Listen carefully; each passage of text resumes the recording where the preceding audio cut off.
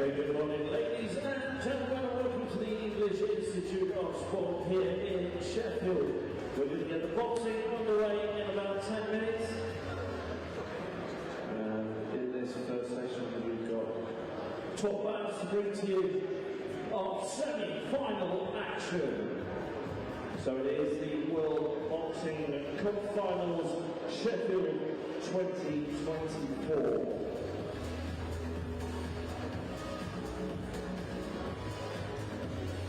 So before we start, just please ask you to refrain from any flash photography. That would be fantastic. And then a little bit later, we're going to have a break and you're going to have a bit of time to interact on the big screen. We've got a QR code with a fan cam on there, and we're going to have a quiz, and we should have a good time today. So another 10 minutes and we'll be away with the boxing. My name's Craig and I will see you shortly.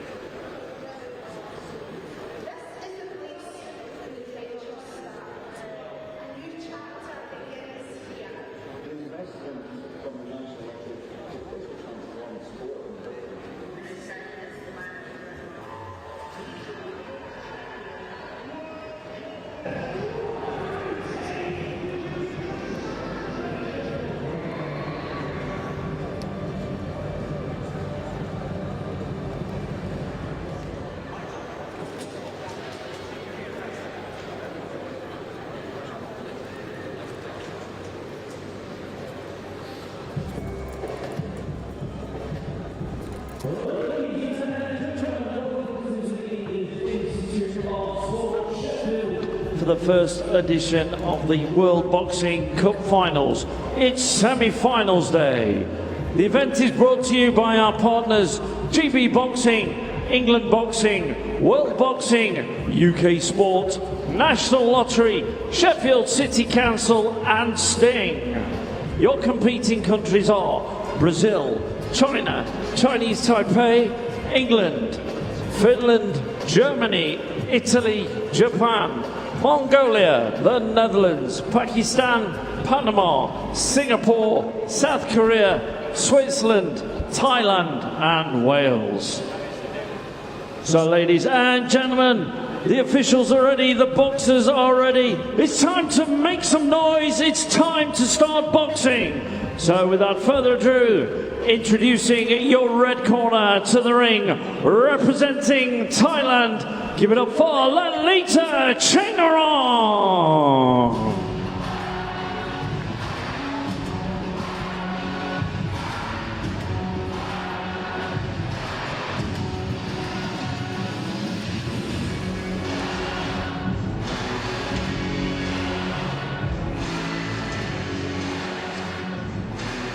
Well, here we are, ready to get the action underway.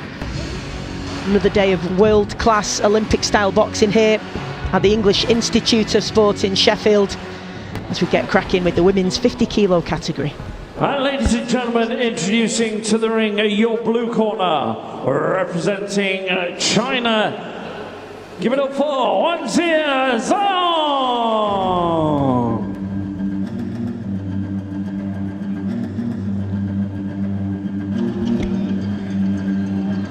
So Thailand and China will compete in the first of today's action, day 3, session 5, the semi-final stages. At the ringside, Judge 1, so all the boxers today Germany, looking to give themselves the opportunity to compete for the gold medals in the finals tomorrow. Representing World Boxing, Judge 4 representing World Boxing, and Judge 5 representing the USA.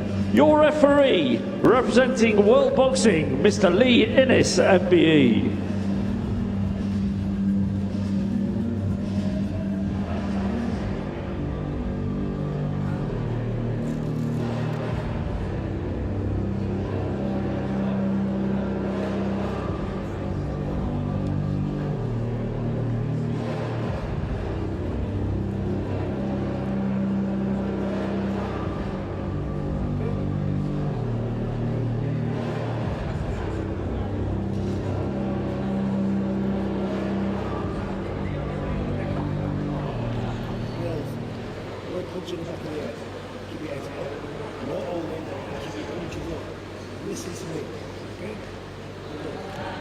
So the women's 50-kilo category to kick us off.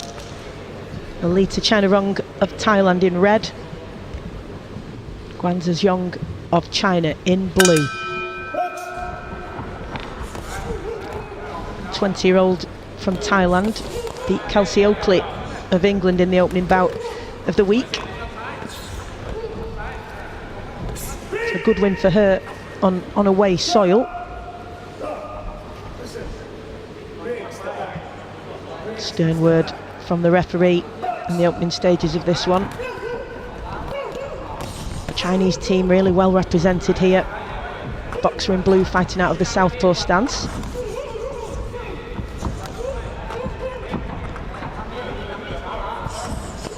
It's a good pace from both boxers at the early stages of this one. Stacey Copeland here to take you through proceedings today. Chris Latcham, of course, has been with you for the round of 16 and quarter-finals the last 2 days. And we will have Olympic medalist Luiz Richardson joining us in about an hour's time, so we can look forward to his analysis. But this is a really ferocious pace from both fighters, as we would expect.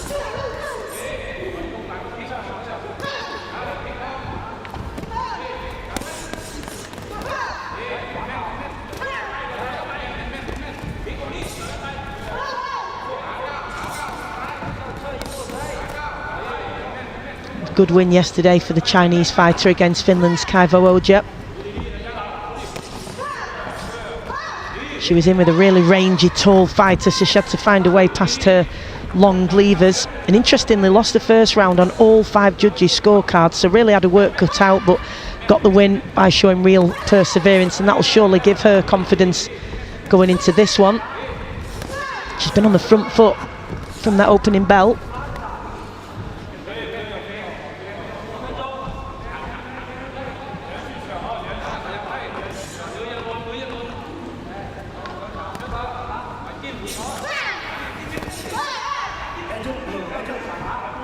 Boxer from Thailand in red finding herself backed up against the ropes on multiple occasions here due to that consistent pressure from the woman from China. Beat Panama's Juliet Hinestroza yesterday, the woman from Thailand. Got a bye in the round of 16, so we've done her the world of good to get a bout under a belt as these two again at close quarters, letting the hands go. Represents the Thai Royal Navy, does CHAINARONG. 3 3-minute rounds, of course, and this one has been fought at frenetic pace.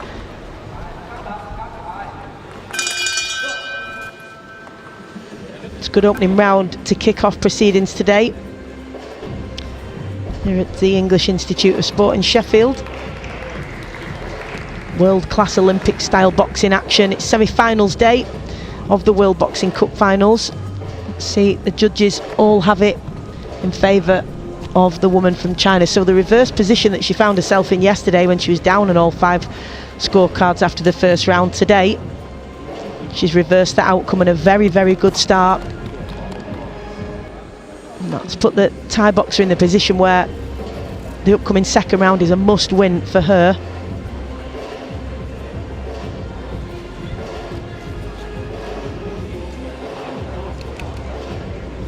Great to see world-class Olympic-style boxing here in Sheffield for the World Boxing Cup finals. This competition, 13 weight classes, 6 for women, 7 for men. Almost 100 boxers from 20 national federations competing, so that completes a full year of international competitions under World Boxing. Really important step this for these boxers in pursuit of their dreams as they pursue their journeys towards the LA 2028 Olympic Games and indeed the World Championships next year, which will be held in Liverpool. It's a huge ask now for the boxer in red from Thailand, having been down on all 5 judges' scorecard in the opening round. And there's just relentless pressure from the Chinese boxer in blue. Just continuing to come forward on that front foot and forces a standing 8 count. It's a really good performance from XIONG from China. Just a little nod to her corner in acknowledgement of what they're asking her to do next. She's executed her instructions perfectly in the opening round and has continued in the same vein in this second round, and the Thai boxer really struggling with the sheer pressure and the ferocity in the shots coming from the woman in China. She backs her up against the ropes yet again. She's got that sturdy base from which to launch those shots, and they're coming from all angles, body and head, as she goes to work again, and those fast hands, continuous onslaughts and attacks, difficult to deal with for CHAINARONG. Doing her best to use every inch of the ring to try and step back and counter, but yet again XIONG forcing the 8 count, and the referee will be having a good look at the Thai boxer now. And he's decided that he's seen enough, so a really good win for XIONG. A stoppage in the second round after 2 standing 8 counts sees her progress into the final in the women's 50 kilo category. Well, what an explosive start to today's proceedings. 3 boxers from England competing today in the semi-finals. They'll be attempting to secure their place in tomorrow's finals and competing those gold medal bouts. But a really good start for China, a strong team that they've brought with them to these Boxing Cup finals. And a stoppage for XIONG in round 3, as you can see there on your screen. Really good work from the woman in blue.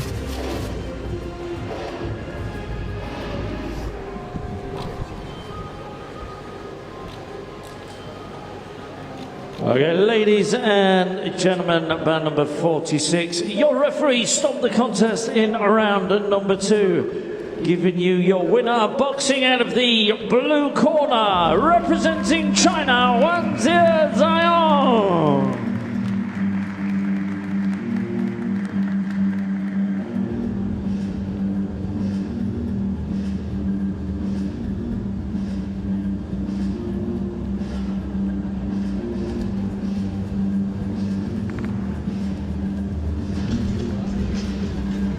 So all smiles from Guanxia XIONG, of course, as she progresses to the finals tomorrow, representing China. And later we'll see Xinlin CHEN in the men's 57 kilo category, also representing China. A really good start to the day for the Chinese team.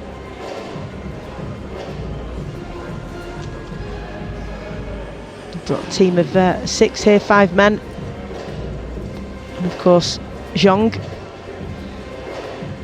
who's repaid the faith that the coaches have shown in her by making her way to the final. So we'll see her back in action tomorrow, where she'll face one of the 2 boxers who are about to step into the ring now in the other women's 50 kilo semi-final category, representing Chinese Taipei and Japan. Okay, ladies and gentlemen, we move on to bout number 47. This is a women's 50 kilo semi-final, and introducing your boxers.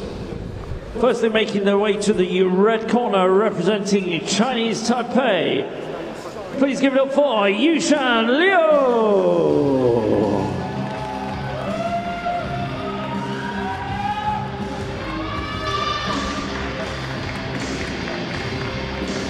Big cheers from teammates.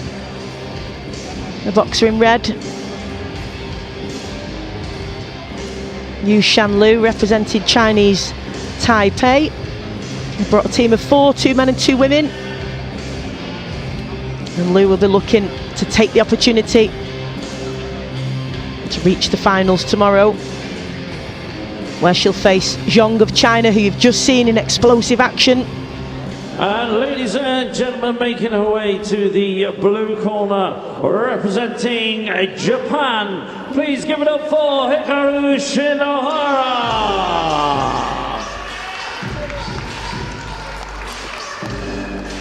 Well, of course, the opponent in her way, Japan's SHINOHARA, be wanting to book her place to face XIONG in the final tomorrow. 21-year-old. This her European debut here at the World Boxing Finals. Beat Mongolia's Lalita Khan yesterday. So a good win for her. She'll be looking to keep that momentum going forward against the boxer from Chinese Taipei. At ringside, Judge 1 representing Australia, Judge 2 representing World Boxing, Judge 3 representing World Boxing, Judge 4 representing the Netherlands, and Judge 5 representing Italy. Your referee representing World Boxing, Mr. Akbar Mohammed.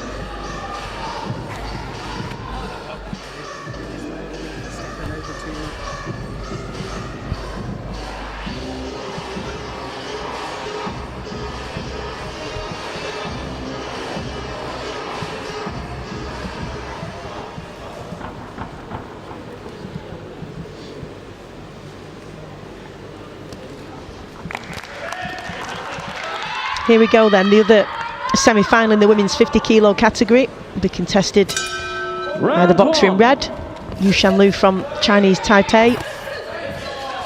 She's in with Japan's Hikaru SHINOHARA in blue. Fast start from these fighters. You tend to get that, of course, with the lighter weights. Rapid, explosive action. Same as we saw in the previous bout.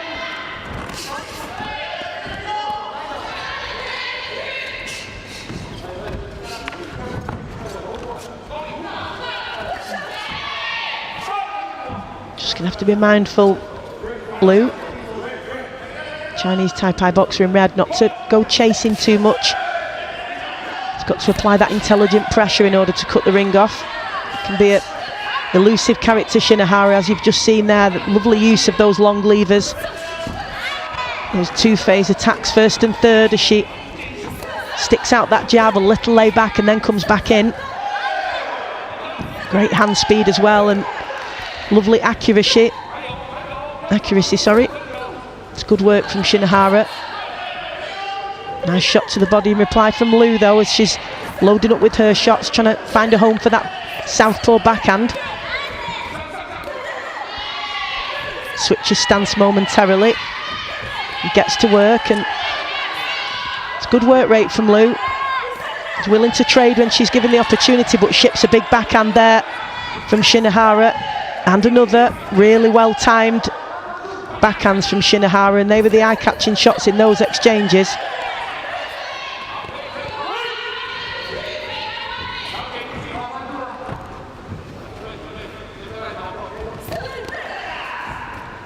Lovely use of that sharp, snapping jab from Shinohara, Japanese boxer in blue.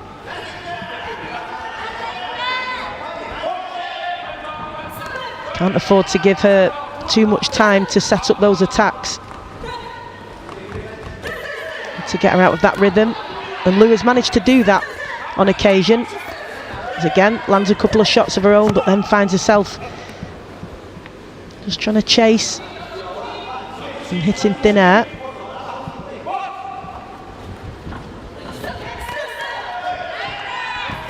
Nice use of the uppercut and lead hook from Lu. It's constantly switching stance, which can be advantageous because it can be a little bit confusing to your opponent, but it can also find yourself off balance at times. So let's see if Lu can use that to her advantage, as she's again switching constantly almost from the southpaw to orthodox and back again. Really good opening round from both boxers. The Japanese boxer in blue just bangs her gloves together, and perhaps an indication that she's pleased with her performance in that opening round. Let's see how the judges have got it though. 4-1, all in favour of Shinohara. So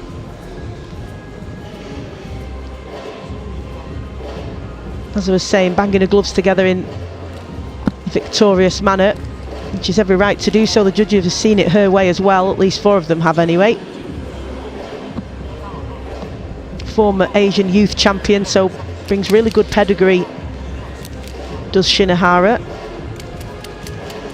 But Lu as well, just aged 20, but was a semi-finalist in the under-22s championships in Kazakhstan this year. She beat Mattia Lagan from Singapore yesterday. So these two, decent experience between them. Should make for a really intriguing contest, as both will look to make the adjustments that the corners have asked of them after that opening round. Another telling backhand from Shinohara landing though, rocking back the head of Lu in that last exchange.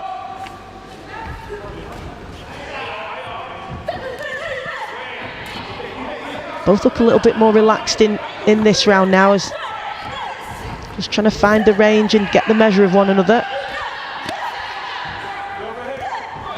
Good work to the body from Lu in red. Fires off those shots at a rapid pace when she puts those combinations together, particularly at close range. But will it be enough, given the accurate, sharp shooting of Shinohara, as we've seen an example again of that at long range, just picking her off, and a lovely, well-timed backhand again from Shinohara, the Japanese boxer in blue. Lovely work on the outside. Displaying some of her shots down to the body as well, though, showing that she's got that in a locker as well. Good work from SHINOHARA in these last couple of... Oh, and again, that's lovely, accurate backhand. It's like a ramrod, perfectly straight. She really turns into those shots, gets the full swivel of her hips when she unloads with that backhand, and that's why the referees decided to issue a standing 8 count for the boxer in red from Chinese Taipei, Yu-Shan, and she's up against it here because SHINOHARA, as she's started to find a range, has really started to load up with those shots, and referee again feeling it necessary to issue a standing count. Lets the action resume though into the final minute of this second round, and this has been a tough one for the boxer from Chinese Taipei. Choosing to have that low guard at times, and it's inviting SHINOHARA forward with those long levers, stabbing out that jab and following up with that solid backhand. Defensively vulnerable, the boxer from Chinese Taipei, but sticking with that style and just trying to counter when she can. Beaten to the punch because she's been really accurate and sharp, the boxer from Japan, in these opening 2 rounds. And we're going to see a clean sweep from the judges in this second round. It was 4-1 in the first, but those 2 standing counts really doing the damage in the second round.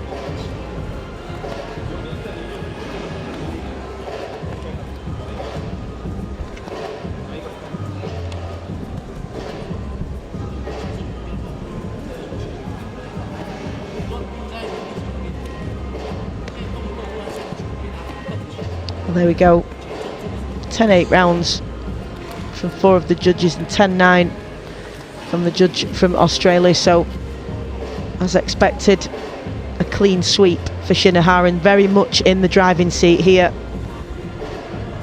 Tough going into the final round for the boxer from Chinese Taipei when she's had those standing counts and well down on the scorecards. So perhaps in her corner they'll just be looking for her to make those couple of adjustments, little improvements. Third and last round. Worthwhile experience for her at this level, of course, and coaches will be looking for her to take as much from it as possible. But she is really in there with a very confident and fluid SHINOHARA, and her timing and accuracy has been excellent throughout this contest.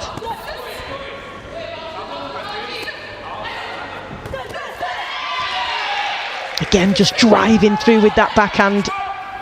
Won't be denied as she comes marauding forward, sets it up beautifully with that stabbing jab.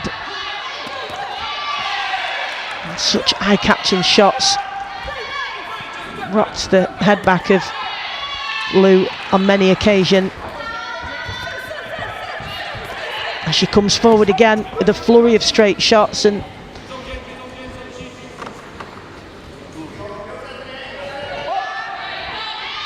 back on her feet now, Liu from Chinese Taipei, as she fires back a few shots of her own.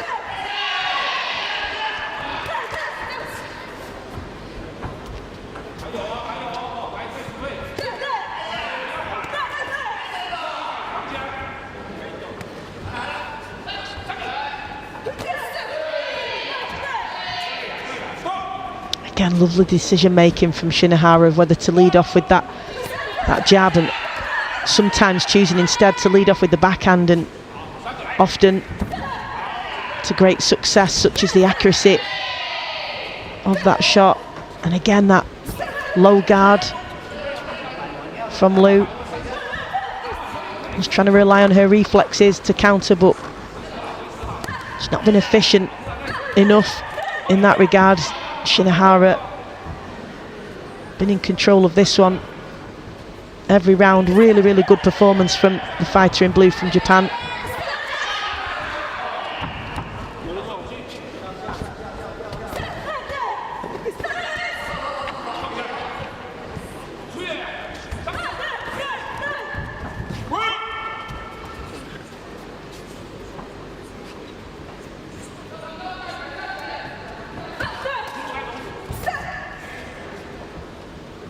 Again, Shinohara just waiting patiently, waiting for the opening and then seizing the moment and catching Lu.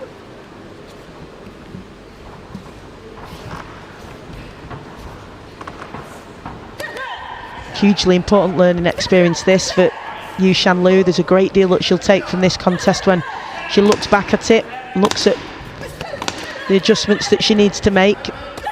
Clearly a skilled boxer as she winces as she takes a big shot to the body from the lead hand of Shinohara there. But really outperformed in almost every aspect that you can judge a fighter in that one. And well, what a final we have on our hands tomorrow in the women's 50 kilo category then, because Japan's Shinohara will have her hand raised at the end of this one and she'll step through the ropes tomorrow against Guanxia of China, who forced a stoppage in the third round of her semi-final. So both pack a punch, they have that tenacity and power, and the two will meet tomorrow. And what an explosive contest that promises to be. After 3 rounds of boxing, we go to the scorecards where your officials and ringside score a unanimous decision victory in favour of your winner. And boxing out of the blue corner, representing Japan, Hikaru Shinohara. A really good win for Shinohara. And as I say, we can relish the thought of Shinohara and Jeong of Japan and China respectively in what promises to be a really action-packed final tomorrow in the women's 50 kilo category.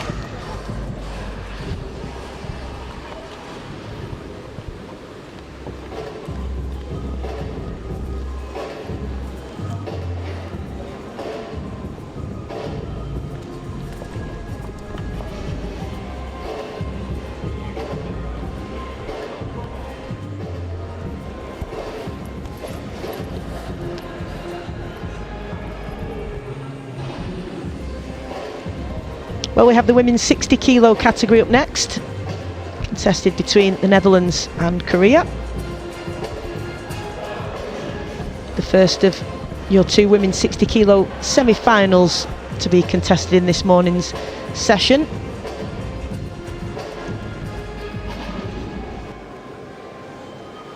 But a really strong team, Korea, 12 boxers, 7 men and 5 women in their team. Okay, ladies and gentlemen, this is bout number Netherlands 48. Have just brought it's a women's 60 kilos 2 female boxers with them.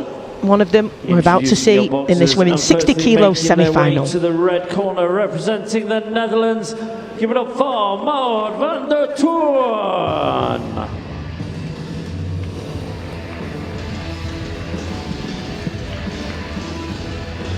So just 2 boxers representing the Netherlands at these World Boxing Cup finals. 2 female boxers, one of whom is here about to step in the ropes wearing the red jersey, Maud van der Toorn.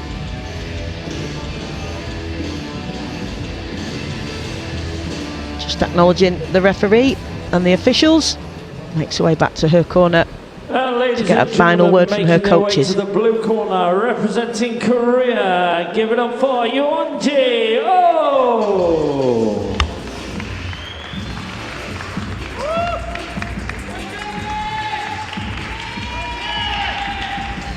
Well, confident stride as the fighter from Korea in blue, Yeonji KOR, makes her way to the ring, having beaten Pakistan's Laura Dija Akram in the quarter-finals. Brings a great deal of experience. 4-time Asian lightweight champion, 2-time bronze medalist at the World Championships. Ladies and gentlemen, your officials at ringside. Judge 1 representing Great Britain. Judge 2 representing World Boxing. Judge 3 representing Australia. Judge 4 representing Chinese Taipei. Judge 5 representing World Boxing. Your referee representing the USA, Latasha Washington.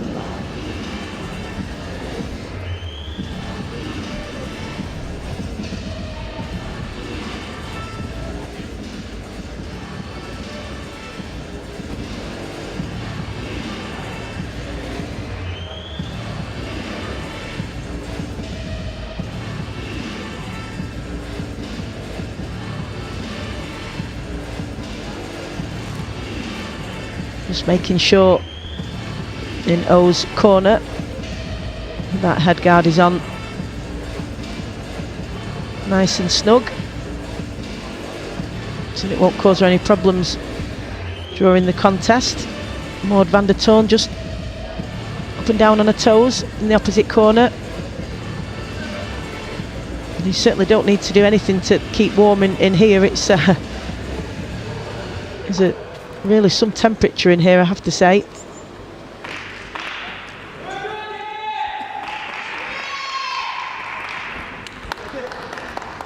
Be a really good test, this will, for Maud van der Toorn in red, representing the Netherlands. Round one. Yeonji Oh from Korea in blue.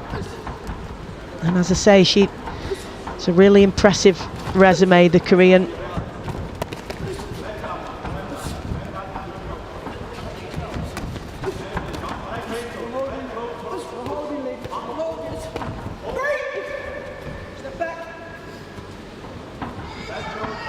And you suspect that the referee may well have to instruct these two to break, because it does look like they're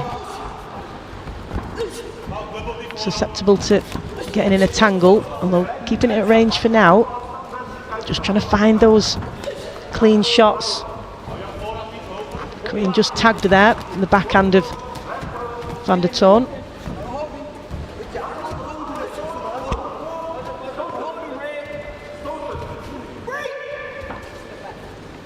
Another tangle there within the first minute of this opening round.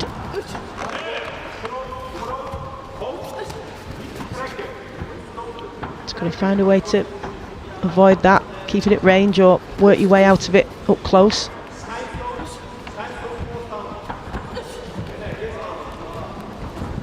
Van der Toorn in red just having the slight height and reach advantage. See how effectively she can use that. Really getting messy now, this one, as they both tumble to the floor after that tangle.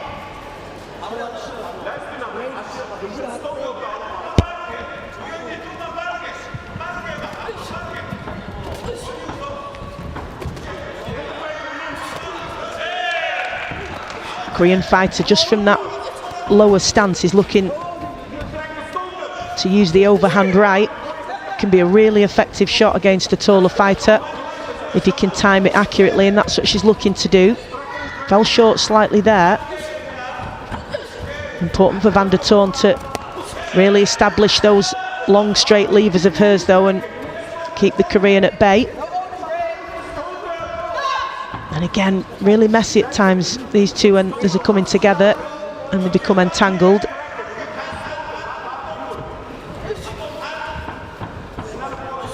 Korean in blue just looking to feint.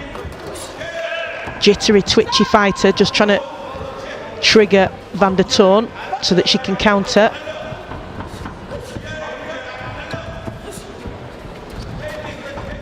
Both of them struggling to find any real clear openings so far.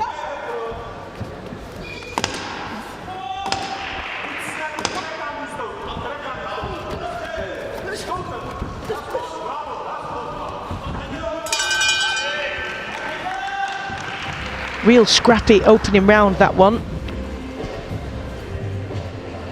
Let's see how the judges have seen it. And there we go, 4-1 in favour of Yeonji Oh of Korea. So a really good start, and the judges preferring her work to that of van der Toorn. And van der Toorn really needs to stamp some authority on this one, using that height and reach advantage in the second round. But as you can see in these replays on your screen here, those are a good few shots actually from van der Toorn, but in the little sequence prior to that you could see that effective counter punching from the Korean boxer in blue. So 4-1 up after the opening round, so work to do for van der Toorn. Round two. She almost sprints out to centre ring, and you would imagine has been given instructions that she really needs to put it on the Korean, and she's doing just that. It's just stamping that front foot to try and feint and trigger the Korean, but smart back foot boxing from the woman in blue. Tricky, evasive, difficult, really difficult to pin down. Lots and lots of movement. That low guard, flicking the jab up from that low position. And Van der Toorn just struggling to match that hand speed and that fleet-footed movement of the Korean.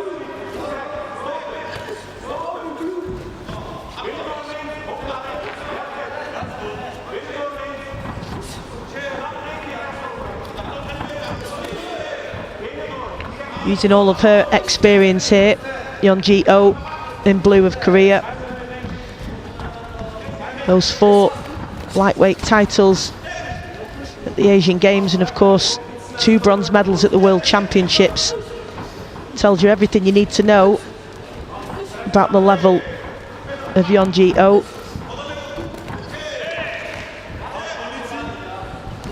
Really relaxed style.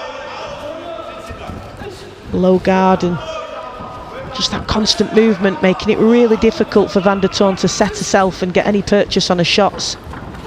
And then she quickly nips in, counters, and then she's gone. Check hook there as well with the lead hand from the Korean. Really dominant in this second round, and that's what experienced champions do, of course. Weigh it all up in the first round and then make the necessary adjustments to nullify their opponents in the second round, and that's just what we're seeing here from Yeonji Oh.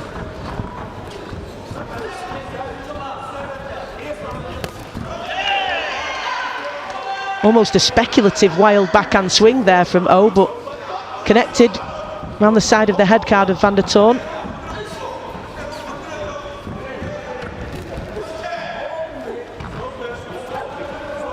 Van der Toorn really committed to this task as she continues to come forward and do her utmost to try and pin Yeonji Oh, but to no great avail.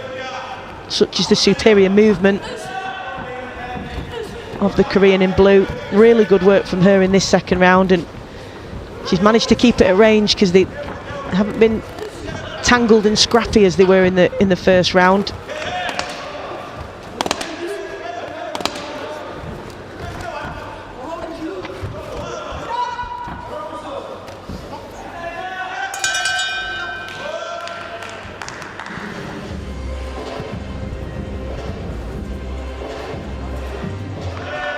Well, a tough encounter for Van der Toorn. He's in with a really experienced and highly skilled operator in Yeonji Oh, as we see there. Clean sweep across the board from all 5 judges in favour of Yeonji Oh of Korea. So an almighty task now for Van der Toorn. Way behind on the scorecards.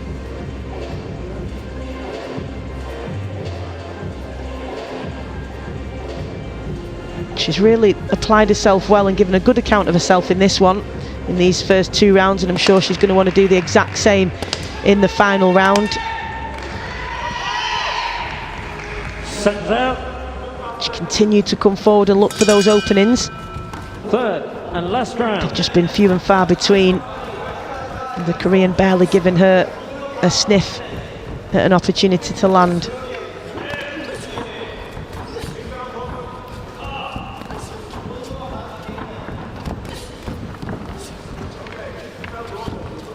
Van der Toorn, even if she lands that first shot, she's not able to follow up because the Korean just moves so quickly. As soon as she lands, she's gone. She's so fast on her feet.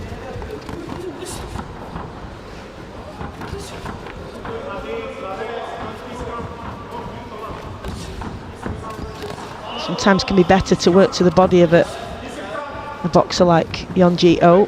It's much easier to move the head, so sometimes loading up on those body shots and just falling short. Van der Toorn with that jab, as you can see there, really needs to bring her feet in before letting that jab go, because she falls short and then always able to capitalise on that and counter.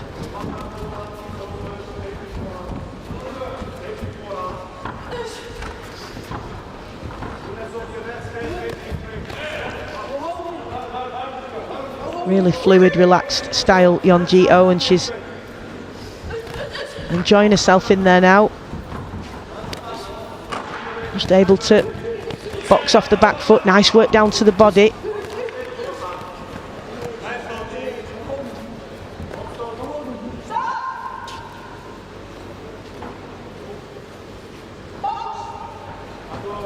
Been a really good effort here from Van der Toorn, who's given everything that she can with the level of experience she has, as she does catch her with a decent backhand there. And again, encouraging signs for the boxer in red from the Netherlands.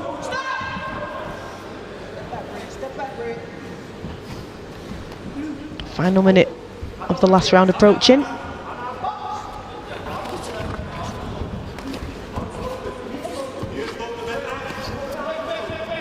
I'm sure that Van der Toorn's corner will be happy with the adjustment she's made between rounds and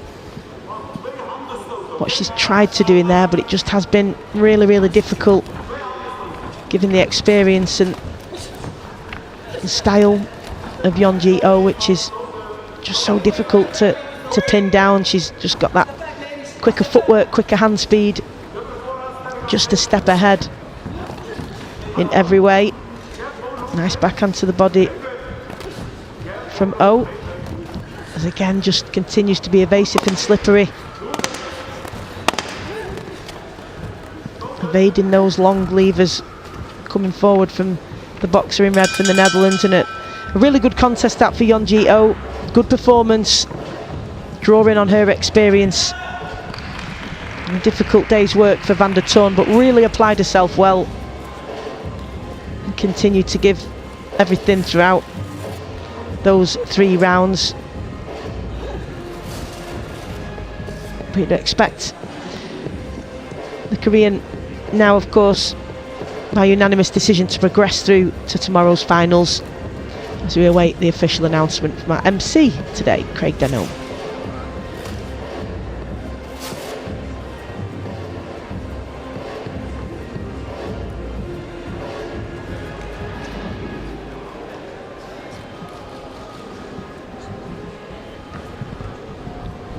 Okay, ladies and gentlemen, bout number 48. After 3 rounds of boxing, we go to the scorecards. We are officials at ringside. Score a unanimous decision victory in favour of your winner. And boxing out of the blue corner, representing Korea, Yeonji Oh. So into the final then for Korea's Yeonji Oh, and she'll find out exactly who she'll be facing in the finals tomorrow, as the upcoming contest is the other women's 60 kilo semi-final contested between Japan and Brazil.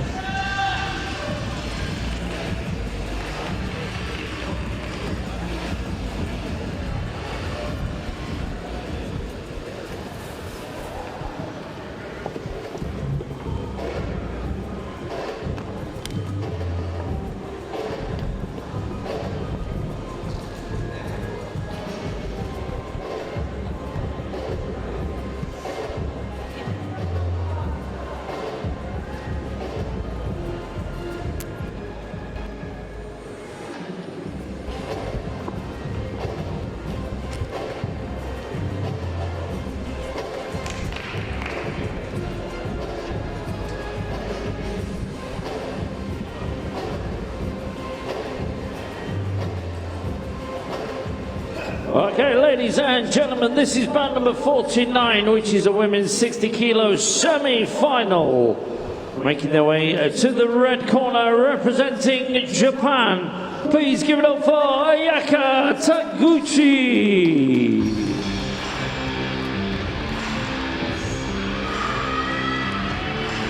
So the Japanese team have already secured a place in tomorrow's finals, thanks to Hikaru Shinohara's quality performance earlier in the women's 50 kilo category. And Taguchi will be looking to do just the same in the women's 60 kilo category She faces Brazil in this semi-final. Making their way to the blue corner, representing Brazil. Please give it up for Rebeca de Lima Santos.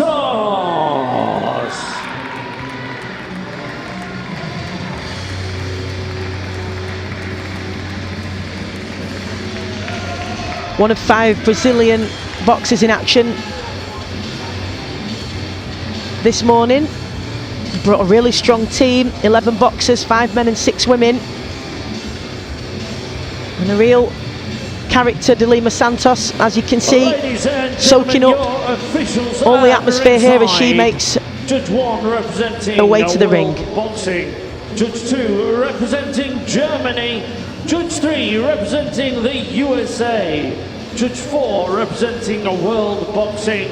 And Judge 5 representing World Boxing. Your referee representing the Netherlands, Konstantinos Papadopoulos.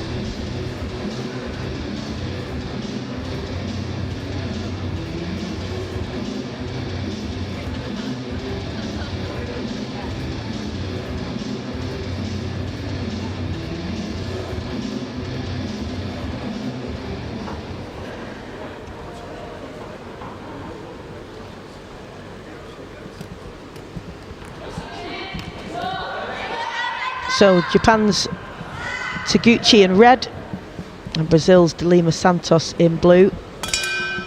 Round 1. And whoever prevails here will be facing Yeonji KOR of Korea, who you've just seen in action in tomorrow's final. So Taguchi in red, out of that southpaw stance. She does have height and reach advantage, but tends to crouch in the crouch position rather than being upright.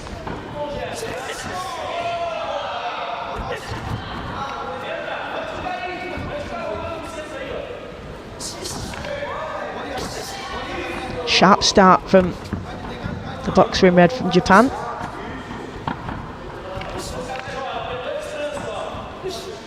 Came through a grudge match in her quarter-final. She faced KOR from Mongolia, who'd previously beaten her in the gold medal bout at the World Boxing Finals in Mongolia earlier this year. She got revenge in that one and surely will have given her a great deal of confidence coming into this semi-final. Fast hands on display when she lets them go. She's always busy, even when she's not throwing, just making those constant tiny movements. Nice work. De Lima Santos just struggling to find a way through and close this gap here. Got to find a way through those long levers. She's just trying to judge that constant movement, slight as they may be. Difficult to set yourself against Taguchi. Completely different builds, these two. Brazilian, solid, stocky build. You can see her power when she unleashes those hooks on the inside, but Taguchi not to be deterred.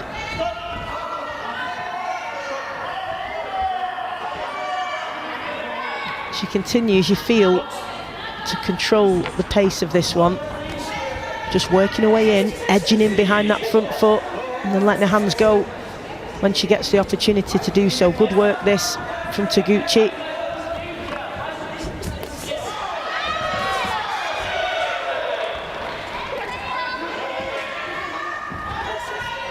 Flurry of shots there, but the backhand that initiated that attack was the most eye-catching shot from Taguchi.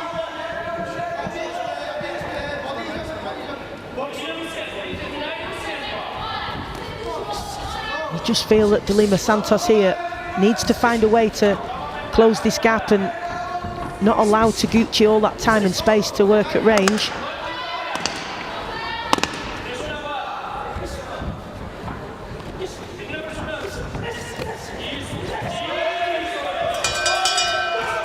We can see the threat that the Brazilian poses once she's able to get up close and let her hands go there on the inside, and that was good work from the Brazilian, but not frequent enough. She's going to have to do an awful lot more of that, you would think. However, we're about to see how the judges have seen that one.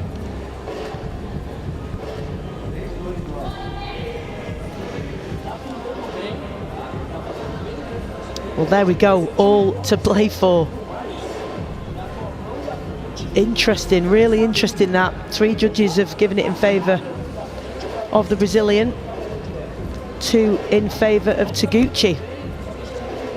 Really interesting that one, and perhaps that is down to the very, very different styles. Taguchi at range, constantly moving, twitchy fighter, fast hands, but the Brazilian Seconds out. sets her feet, loads up. Round 2. Strong, robust fighter, so let's see. Fast start from Taguchi once again. Santos just tying her up.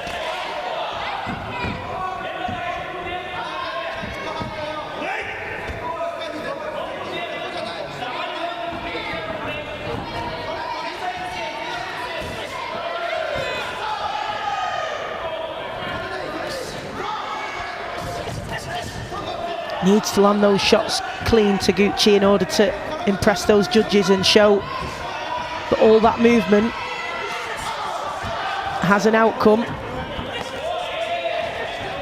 It's a lot of shots at times, but perhaps from 5 shots, just 1 that's clean, so she needs to improve the accuracy.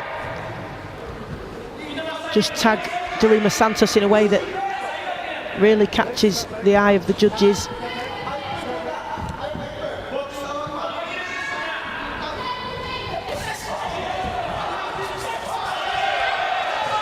Lovely defensive work from LIMA Santos, and just trying to get that backhand off on the back foot. Don't gel well, these 2 styles at close range.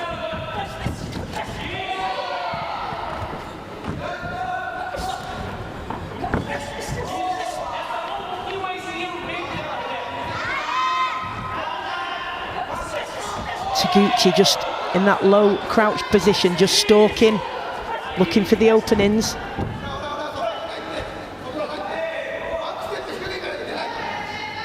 Halfway through this second round, and really difficult to separate these 2, as was reflected in the judges' scorecard. 3-2 in that opening round. Very, very different styles. That was nice from Taguchi, just tagging Santos on the way out after that exchange, and this is what she needs to do more of. Clean raids, in and out, but clean and precise with those shots.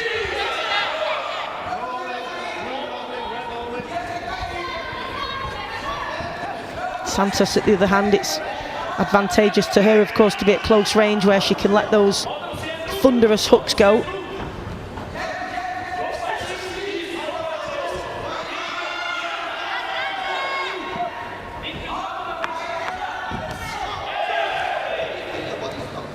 Really intriguing, this one, because they are such different styles.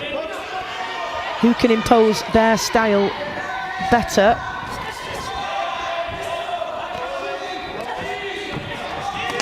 Lovely work on the inside from De Santos there, coming over the top with a backhand, which just caught the top of the head guard of Taguchi.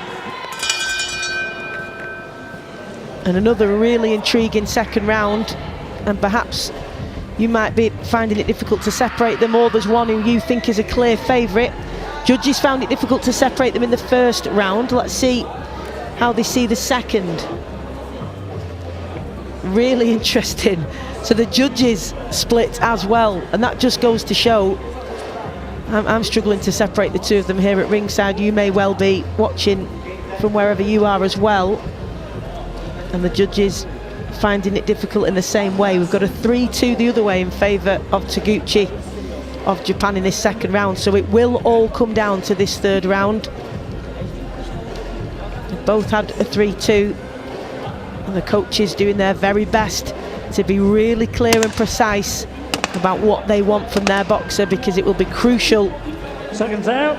that they get those instructions right and that the boxers execute them to the letter. Last round. Because this is so very close and tight on the scorecards, it will come down to who can get it right in this third and final round. Taguchi of Japan in red, LIMA Santos of Brazil in blue.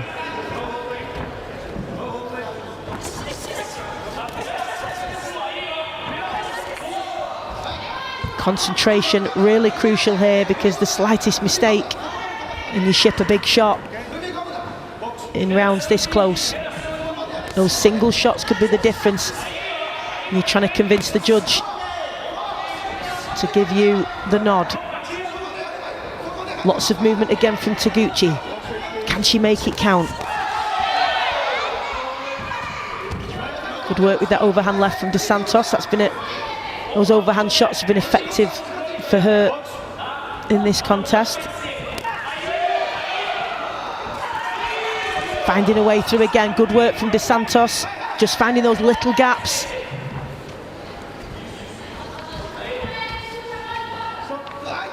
Two minutes remaining. And for certain, this is what it's going to come down to. Who can impose their style and tactics most effectively? Both having success in these exchanges. Really nip and tuck this one.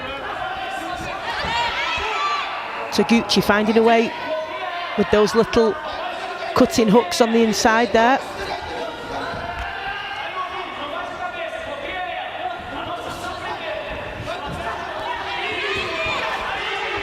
Taguchi looked good at range there when she just tagged DeSantos as she stepped back, boxing off the back foot, but again, good work from DeSantos up close. She's always there, just waiting for that little opening.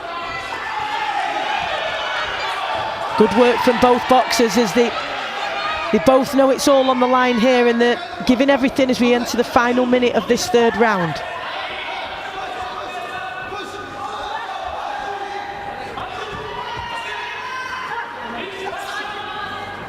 Either one of them can find just a couple of really clean, eye-catching shots in this final minute, it may well sway the contest in their favour. DeSantos loading up, goes back in for more, ends up in a clinch. Taguchi trying to work on the outside.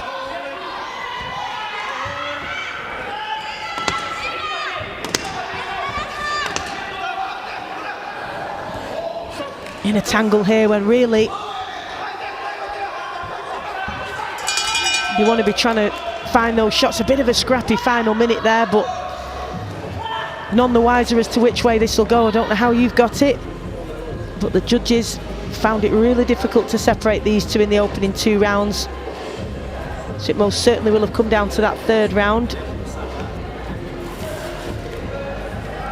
Whoever progresses here will face Yeonji Oh of Korea, who we saw take a unanimous decision. Very different contest in the other semi-final. Let's see who will face her in tomorrow's finals.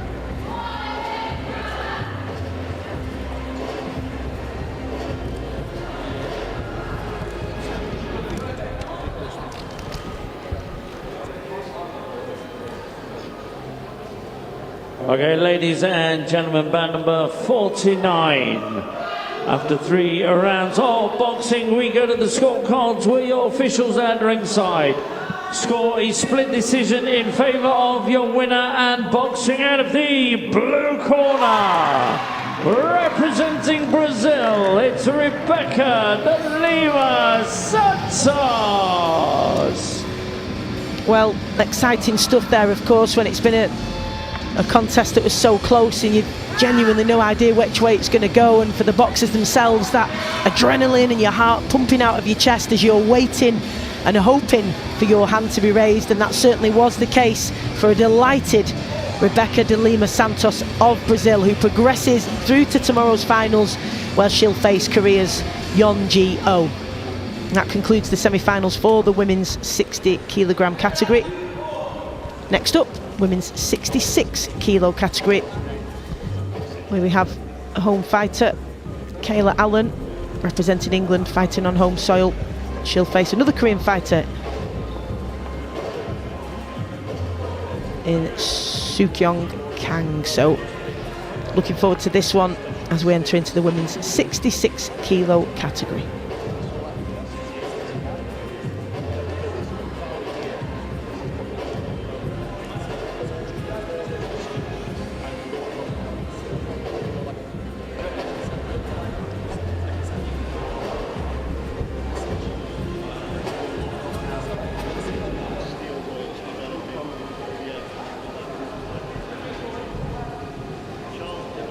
Okay, ladies and gentlemen, this is bout number 50.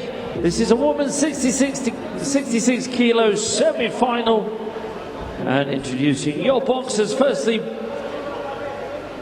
boxing out of the red corner, representing England. Give it up for Kayla Allen.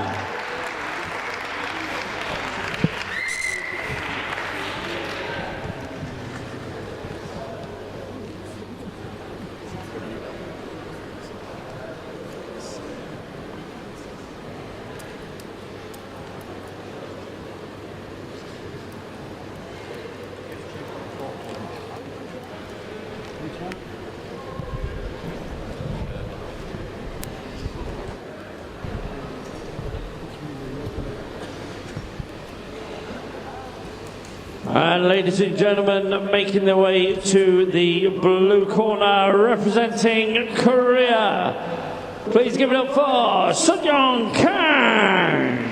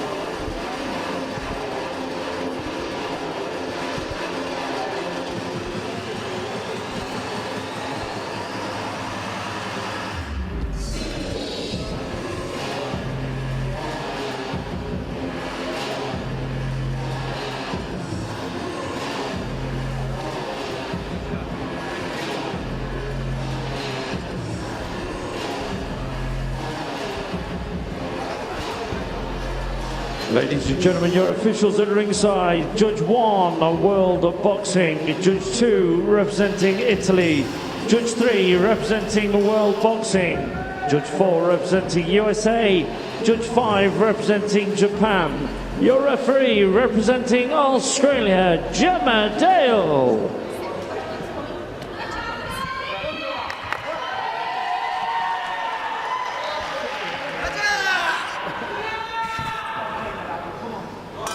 So loud cheers then from the Korean support here to Sukyoung KANG in blue. Up against boxer operating on home soil here, Kayla Allen. Of course representing England. KANG beat Germany's Lalita 2-tal in the quarter-final. She's a big hitter. She forced a standing 8 count in that contest. It was a pretty frantic pace. She was awarded 10-8 rounds from the judges and won by stoppage. So as you can see here, she really does load up and pack a punch, and that's something that Kayla Allen will be aware of. The coaches will have talked through how to combat that, how to prepare for it, as she wades in with a couple of big shots of her own, Kayla Allen, including that backhand. Is good solid shots from both boxers here at close quarters. Really good stuff. And Kayla Allen by no means intimidated by the power of KANG. She's firing back with big shots of her own. Explosive contest this one in the 66 kilo category. A big jump from 60 kilos that we've just seen, of course. A lot more power as Allen finding a way through with that lead hand.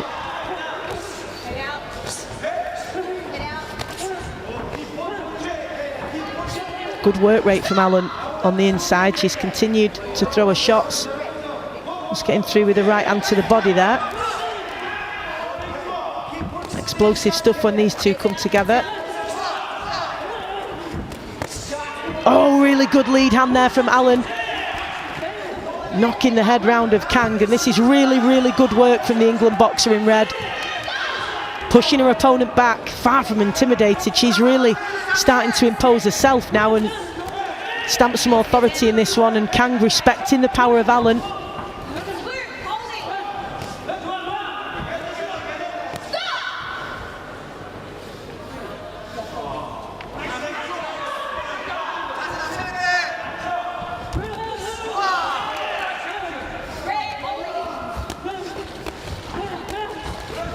both invested a great deal into this opening round, and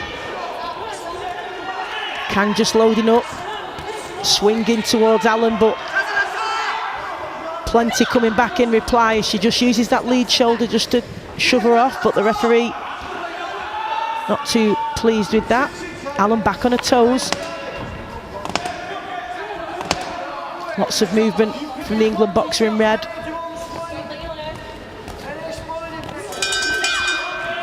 Really, really good opening round from both boxers. You just feel that Allen imposed herself there in that one and got the better of it, on my view at least. You may have it differently, but all that really matters is how the judges have seen it. And they've seen it the same way. 4-1. Really, really impressive opening round from Allen, because coming into this one, in there with Kang, who got the stoppage yesterday. He's got a reputation as a big hitter. She did come forward with some of those big shots in the opening few seconds, but Allen didn't panic, set herself, fired back, and then started to dominate. Really, really good opening round from Kayla Allen. 4-1, the judges have it in her favour, so she set herself up really nicely in this semi-final. She bounces straight over, up on her toes, ready to go into battle.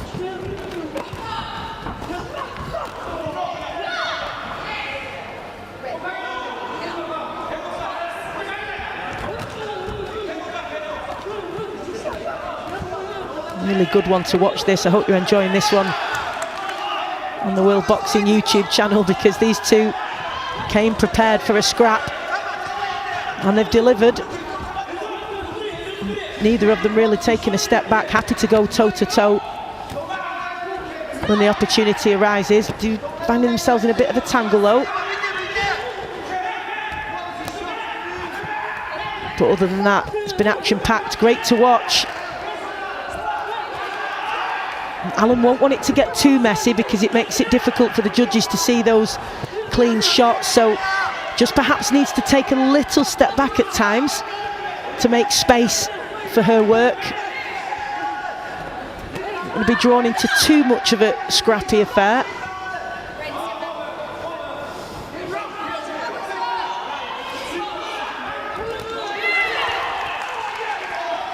It's better when there's just that little bit of space for those shots to land, as we've just seen there. Backhand from Allen. Not a huge shot, but it certainly tagged the Korean fighter in blue.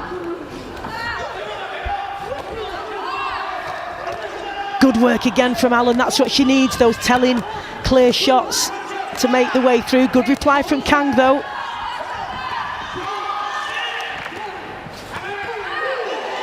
There we go, a telling lead shot that forces the standing 8 count from Allen. And that's exactly what she needed to put some daylight between these two. Really, really good shot that rocked the head back of Kang. And that'll incentivise Allen now as she marauds forward once again.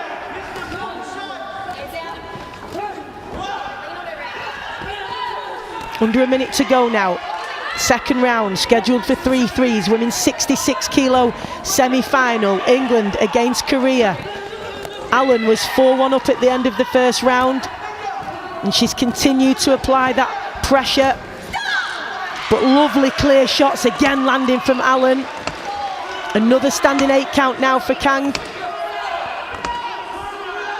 And given Kang's big hitting performance yesterday, perhaps would not have predicted this, but what a performance from Allen, as again finding the gaps and really picking those shots now. And lovely, lovely work from Allen, forcing a second round stoppage as she screams out in delight, and rightly so. Pumped with adrenaline, and what a performance from Kayla Allen in red from England to progress through to the finals. Really, really dominant performance against Kang, who, as I say, caused a stoppage herself yesterday, but came up against the dynamite hands of Kayla Allen. Not only that power, but the way that she chose her shots had that composure in what was some frenetic work up close at times. Really, really impressive performance from Kayla Allen. And we'll find out who she'll face. Could be an all-England final potentially, because with England-Brazil in the next semi-final. But let's get the official announcement now from our MC Craig Denham. Gentlemen, bout number 50. Your referee stopped the contest in round number 2, giving you your winner. Boxing out of the red corner, representing England, it's Kayla Allen. Well, what a feeling for Kayla Allen on home soil to get a stoppage against the Korean fighter Sukyoung Kang and book her place in the finals tomorrow. Great performance, and she'll take so much confidence from that into tomorrow's final, where she'll face either Oliveira of Brazil or Dione BURMAN of England.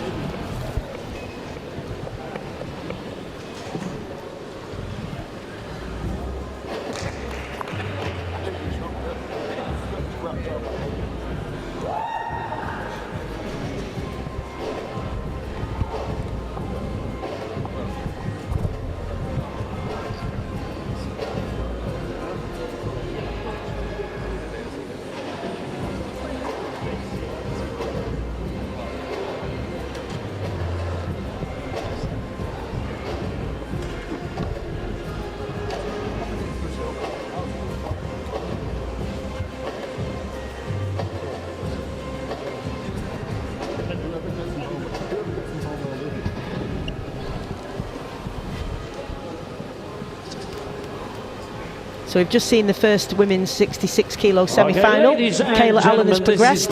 Could we have an all-England final? 66 kilo semi-final. Brazil and England coming up next. Making her way to the ring, to the red corner, representing Brazil. Give it up for Beatriz Oliveira SOARES.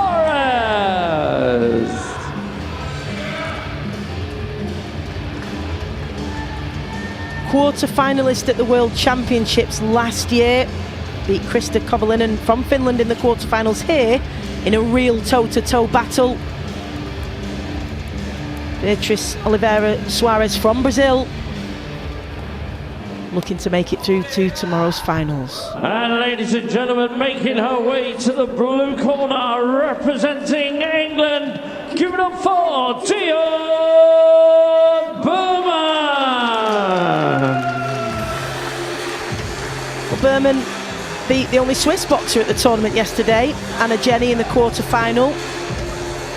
We did have far more experience than BURMAN, but eye-catching shots, that tall, rangy stance she has, gave the Swiss boxer a standing count and grew in confidence throughout the contest. So the 6-time national champion will look to get into the finals and add another gold to that World Boxing Tournament gold medal she won right here in Sheffield in January. She's a hot prospect for GB. She'll be looking ahead to next year's World Championships in Liverpool. Judge 1 representing Australia. Judge 2 representing World Boxing. Judge 3 representing the Netherlands. Judge 4 representing World Boxing. Judge 5 representing World Boxing. Your referee representing Chinese Taipei, CHEN.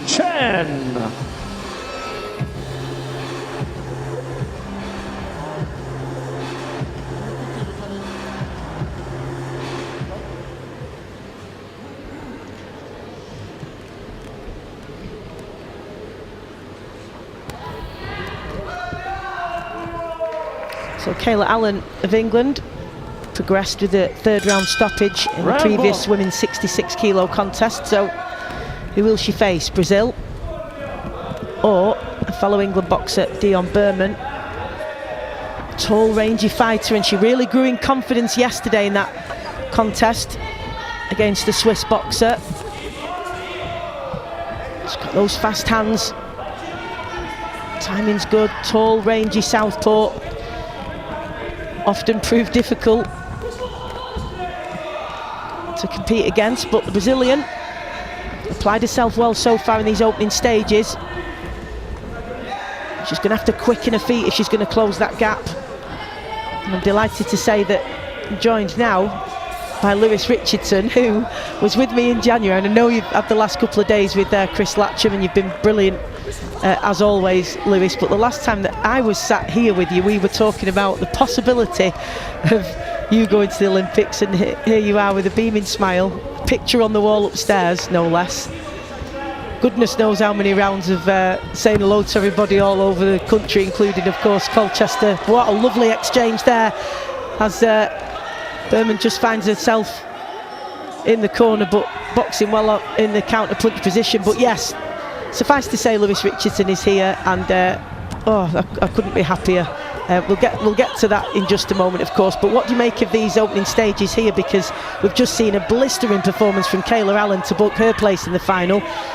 And the way that this is going, it looks like we could have an All-England final tomorrow. Yeah, thank you for the lovely introduction, Stacey. Great to see you again. And yeah, a lot's changed in the last 9-10 months since we last see each other. Yeah, just walked into what seems to be a great bout. I just caught the back end of Kayla's bout, which she looked absolutely brilliant, very strong. Dion's obviously a different operator.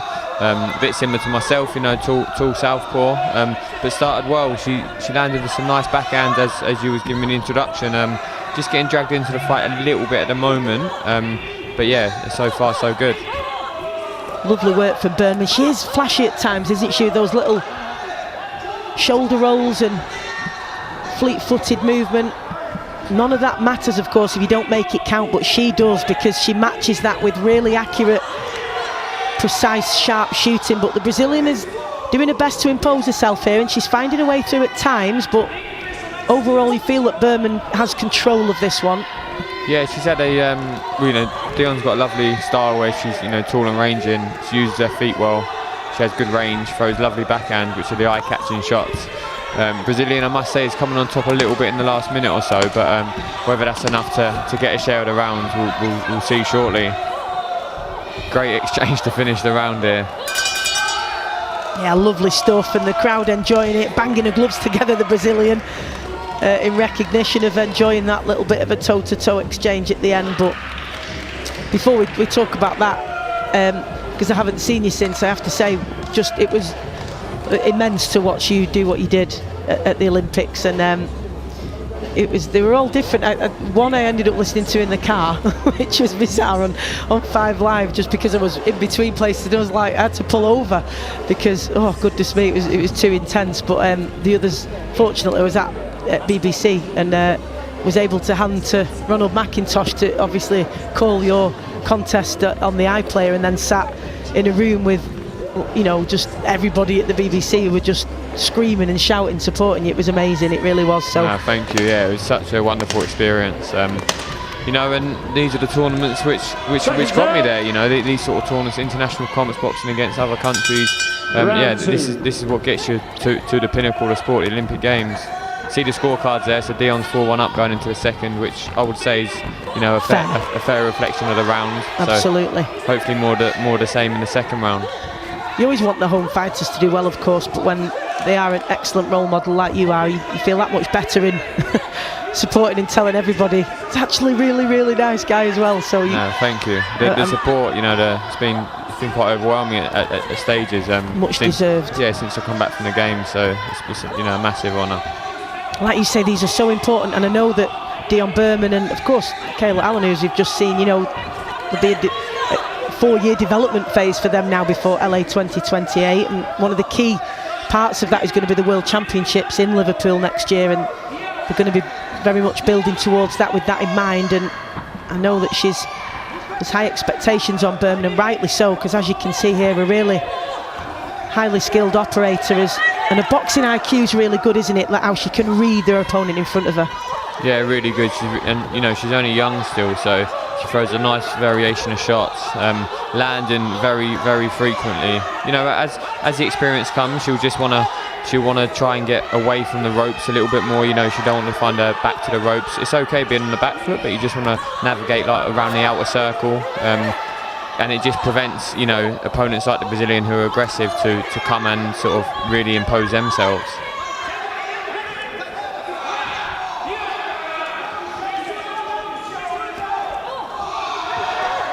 Lovely uppercut backhand there. Well, the crowd in fine voice here and showing their appreciation for this, and they're completely absorbed in it, and it is a really interesting contest as the Brazilian just trying to bob and weave beneath those long levers of BURMAN to try and find a way through, but ref will just have a word to keep her head up. Plenty of instruction coming from BURMAN's corner. Gary Hale, I can hear there, issuing the instructions. Great coach. Oh, lovely shots there from Dione. Beautiful shots. Really nice, tiny adjustment of the feet there, wasn't there, Luiz? Just to step back to create the space for those shots, and that's what she does well. It can be really difficult to combat that when someone uses the feet. Definitely. So cleverly, as we saw there again, just that little lateral movement that created that split second of opportunity for her to get that backhand hook off, and again, it's been an effective shot for her, that one. Right on the top of the head guard of the Brazilian.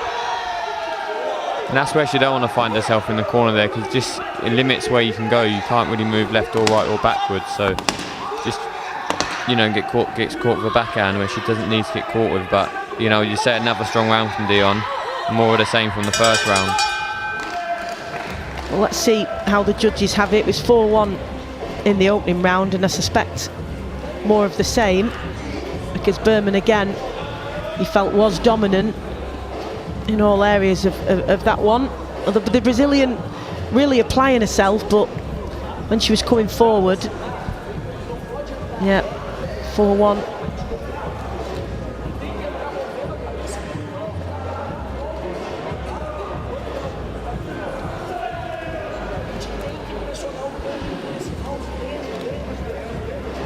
So just one judge preferring the work of the Brazilian boxer in red.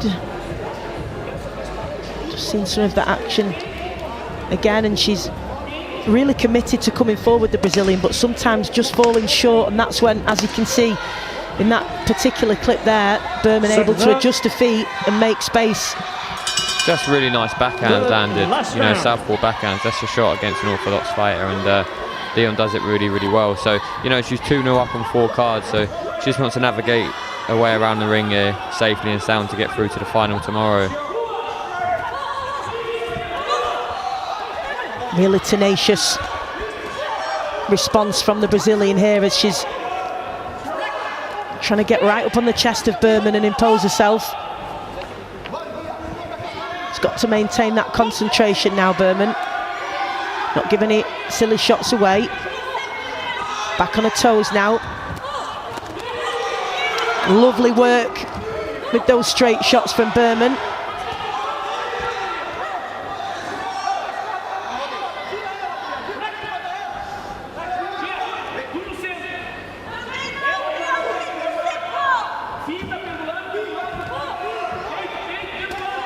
Keep it simple, the call from the crowd just behind us. That's what they're shouting to Dione BURMAN. The females are very athletic at this weight, you know, 60 and 66 kilograms, tend to be very athletic, and you can tell they possess that power and speed, so it's always exciting fights at these weights.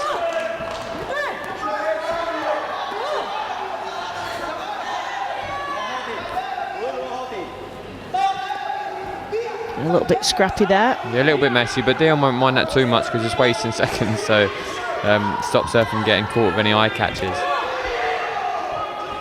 Halfway point in this third and final round. Lovely work from BURMAN there with that backhand and then the lead hook as well.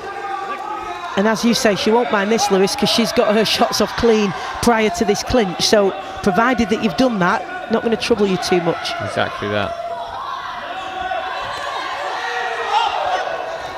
Good shot there though from the Brazilian, so much so that the referee sees fit to issue a standing count against BURMAN.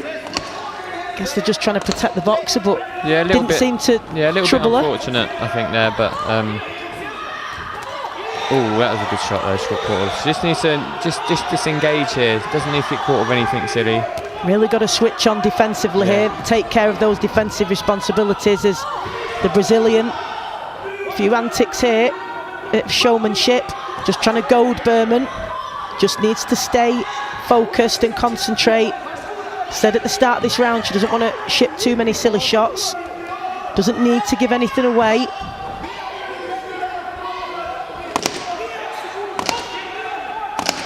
Six-time national champion, won the boxing tournament here in January, did BURMAN. She'll be looking to repeat that in the finals tomorrow. You've got to expect that she's going to progress, and a difficult third round for her there, but you know, the Brazilian really sort of stepped it up a gear there, didn't she, and up the intensity. Yeah, it could be a little bit messy on the scorecards, obviously with potential 10-8 round if the judges deem the standing count was, you know, acceptable for that. But also we did see there may have been a point taken off in the second, which said on the scorecard, but I didn't actually see that. Yeah, we were just discussing that, weren't we? That we didn't see that being. I mean, usually it's pretty clear, isn't it? Yeah, but we'll see. I'd like to. Yeah, you'd like to think that Dion's done enough there though to make it through to tomorrow's final. Well, we shall see. Let's get the official announcement for MC Craig Denholm.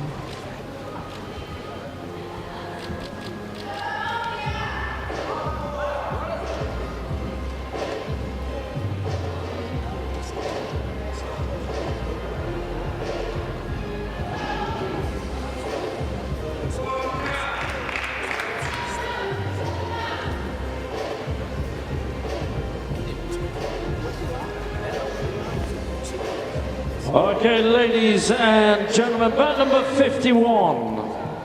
After 3 rounds of boxing, we go to the scorecards. We your officials at ringside. Score a split decision in favour of your winner.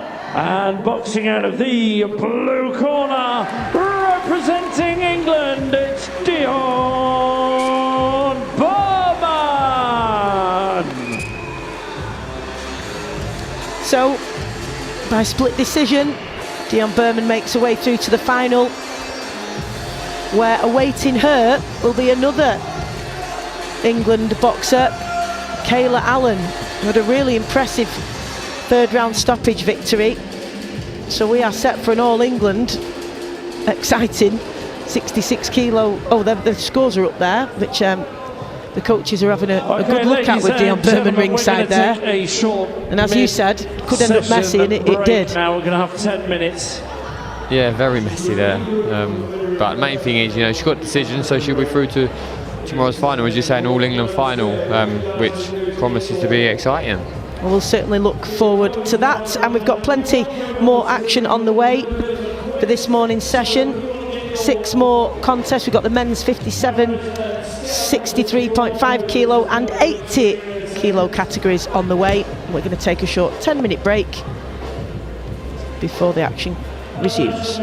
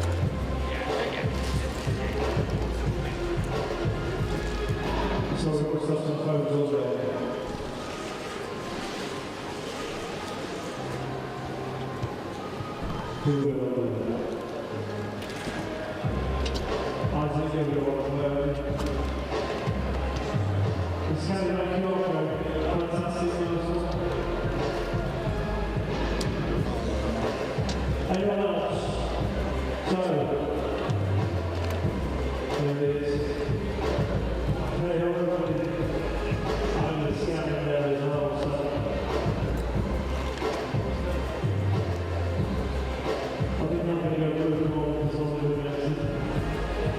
So join the quiz. Challenge. Who can want to stand up QR code on you? Do the quiz. Fantastic, well done. So we've got Ben in there as well. I'll just put myself in there. Guys, let's get the QR code on the quiz. Well, the Jeff, come on, Jeff.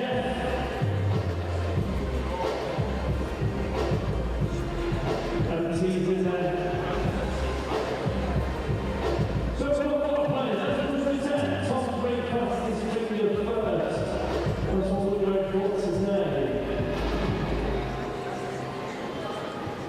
So it's good to be with there. You standing there? Fantastic. Well done.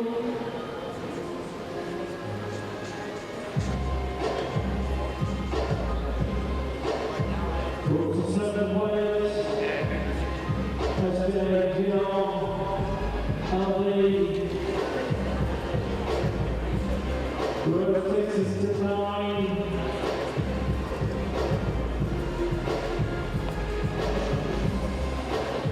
Okay, I feel we're not ready. Should we run through those points?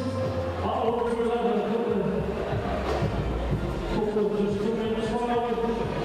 So, let's bring it on down. So, let's get them inside. So, fastest finger first.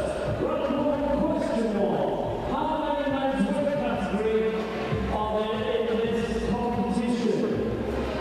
So, how many weight categories are there in this competition? And is it 4, 7, 8, or 9?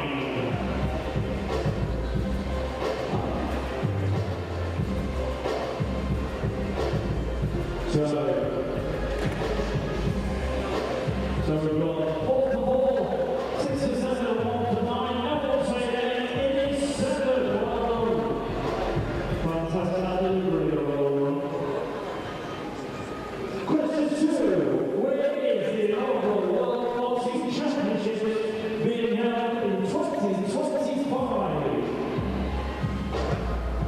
Is it Riyadh, London, Liverpool, or Paris?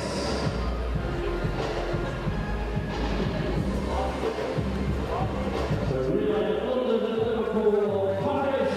And we've got 1, so 8, we've got Liverpool. We've got Riyadh, London. So yeah, it is Liverpool, so London to everyone. We've got Liverpool. I'm just going to just pull through the back. So question 3, which country won the most medals in yesterday's competition? And it's good there, boxing yesterday, I'm feeling. But it's that one, and it's in Thailand, England, Mongolia, or Japan. Anyone has a guess? I think it's one. So just one whole room, we've got Japan. And we'll come down to an absolute fantastic competition. So, there's your top 3. So, MT Yu-Shan has 15 areas. Then there are 30,000 points. SJ! Oh, what the fight there, fantastic. And Jeff, who's Jeff? Fantastic, how is it? Okay, so that was the quiz. Thank you very much for putting it on a little bit later today. There were a couple of other options on the app. If you want to go to FanCam or SHIN, let's do the FanCam, shall we? So if you do the FanCam, you can then get on the big screen. So, especially when you want to see your because you've got first places there. It is going to go away.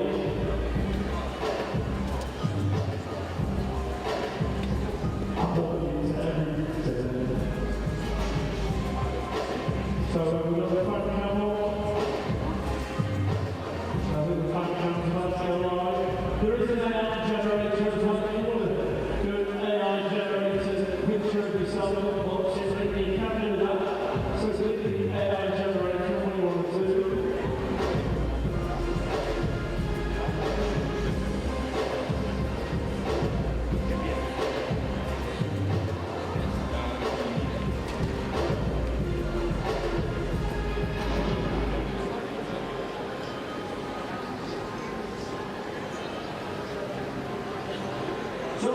26 rounds of this session to follow. And then we're going to restart at 5 o'clock where we're on the 11th round. We've got some big guys coming in this afternoon. We've got the 80 kgs. Emerging sponsors this afternoon. We've got Brazil and China. Japan to run down this afternoon. Again, this is the next session. Who goes on? We've got the 92 plus tonight as well, so that's going to be, we've got big guys coming out. We've got the women's 54 from 5 o'clock, the women's 57 semi-finals, and the men's 51, 71, 92 and 92 plus. So it's going to be an absolutely fantastic evening of world boxing. So you can upload the photos to the AI generator. There's me involved in it. I'm a bit like my mum. 1 minute. That is exactly what my mum looks like. It's here. 1 minute. So please upload your pictures and we can have a look at those a little bit later. We're going to be back at the action in less than a minute. So we're just waiting for the officials to enter inside and then we will call the boxing in. So thank you.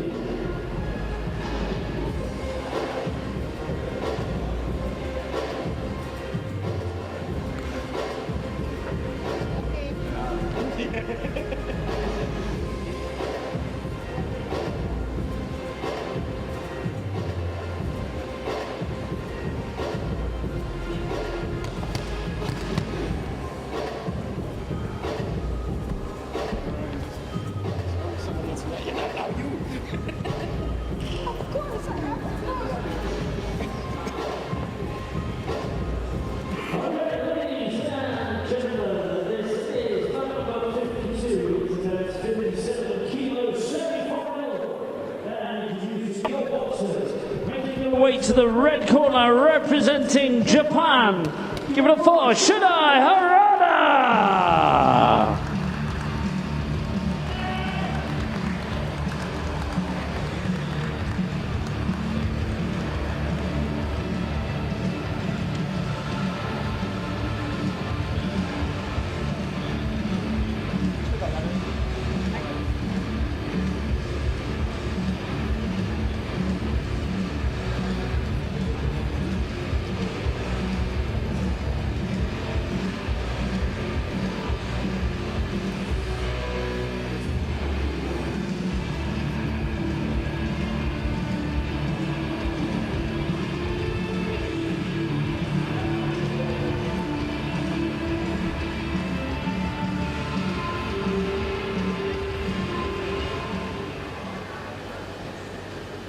And ladies and gentlemen, making their way to the blue corner, representing Korea, give it up for Jaeyong Shin.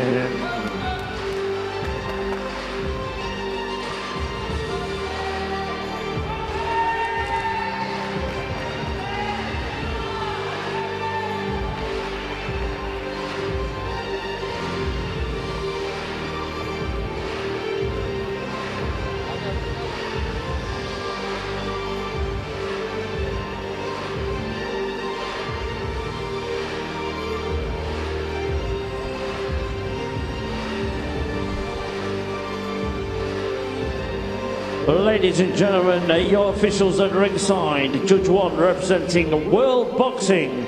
Judge 2 representing World Boxing. Judge 3 representing Great Britain. Judge 4 representing Australia. And Judge 5 representing World Boxing. Your referee representing Germany, Erich Drecker. Round 1.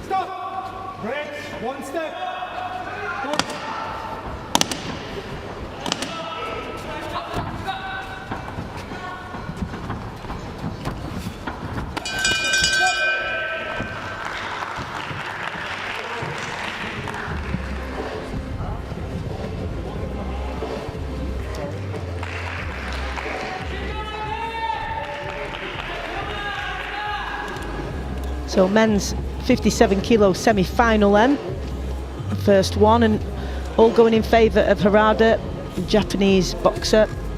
Clean sweep on all 5 judges' scorecards. Harada avenged a defeat in the quarter-final to his Mongolian opponent, who'd beaten him previously in September at the World Boxing Tournament, so that ought to give him great confidence going forward. Certainly testament to the improvements he's made since their last encounter. Really was an explosive contest, and they also had to come back from losing the first round, so stood him in good stead. Seconds out for this one. Here's the Jaeyong Shin of Korea. Round 2. Korean in blue, Japanese boxer in red. Clean sweep opening round, and really do end up in some interesting tangles, these two, when there's a coming together.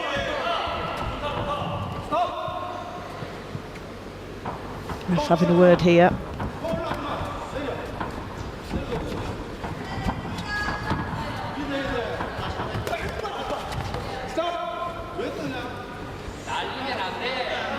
Fast feet of Harada proving difficult for Shin to get any measure, and really messy, scrappy affair at times, this one.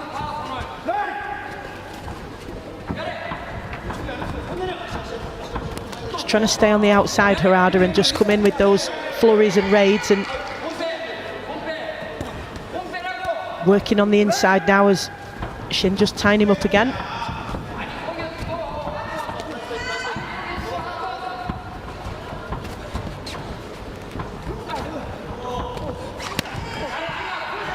Looping shots from the Korean, just falling short as he switches to the southpaw stance, and again ended up in a tangle. Really scrappy, this one at times.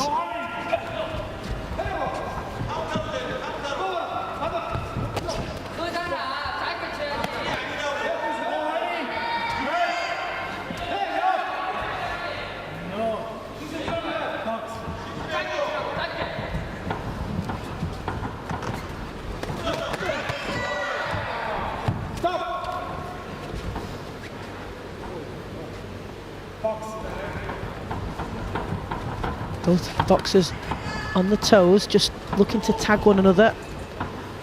In and out style. Twitchy, jerky style on the outside, just trying to trigger one another. Referee got his work cut out here to try and keep things clean and tidy here. Harada just trying to stab that jab to the body, coming over the top with the backhand, but again, just getting tied up by Shin.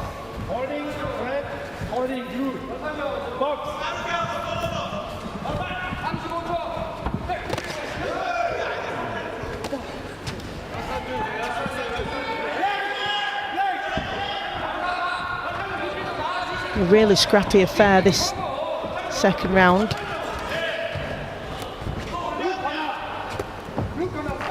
Shin just trying to load up on that screw shot there, right into the midriff of Harada, but didn't trouble him as he fired back, and again the two in a tangle, and it really has been scrappy, this one.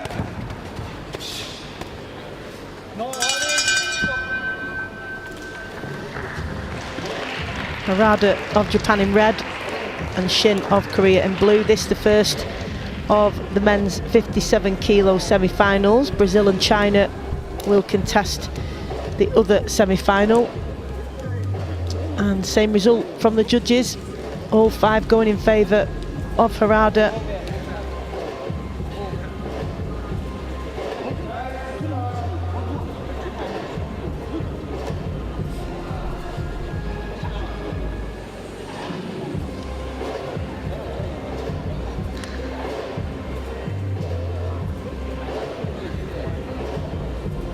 We see in here in the replays just real scrappy affair at times.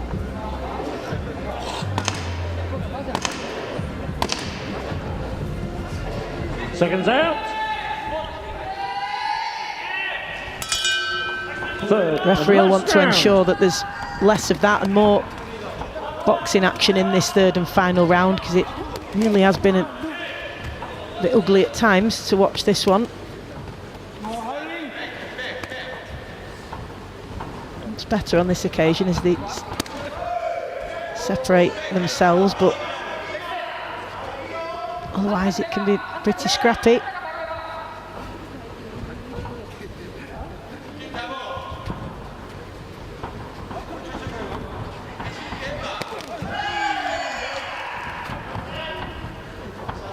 Just comes pouring forward at times. The Korean fighter, Jaeyong Shin, and sometimes not really turning his knuckle down with that backhand either. Just literally pulls it forward as he comes forward, and Harada, lovely work there with that double jab with a little lay back in between.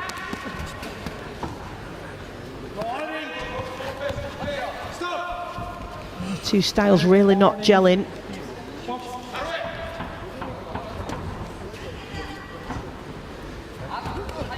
Not the best to watch this one, but Harada won't be too concerned with that. His job is to make sure he secures his place in the final tomorrow, and he's doing that. Just a little trip there, tangle of the feet as Harada falls to the canvas.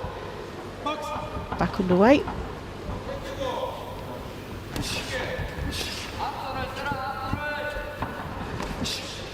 Really some superb displays from the Japanese team at this tournament. Brought a strong team of 9, 5 men, 4 women. Had some good results.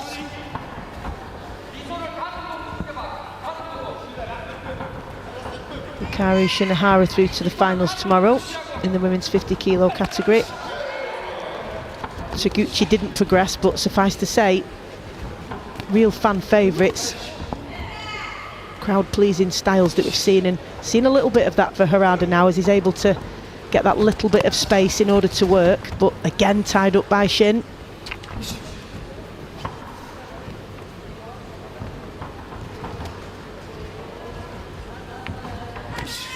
Harada, you can see that he's consciously trying not to get entangled and operate from the outside. Smart work from him, because of course, aside from it not being the best spectacle, he also won't want to risk getting any cuts or knocks ahead of the final tomorrow, which is surely secured his place. Clean sweeps from all 5 judges in the 2 rounds prior.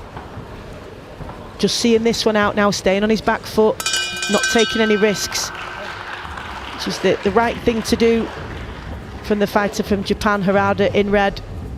Good performance from him. Shin did his utmost to make it difficult, made for a very scrappy affair at times, but main thing is, from Harada's point of view, is that he'll progress to tomorrow's final, where he'll face Brazil or China, who are up next in the men's 57 kilo semi-finals.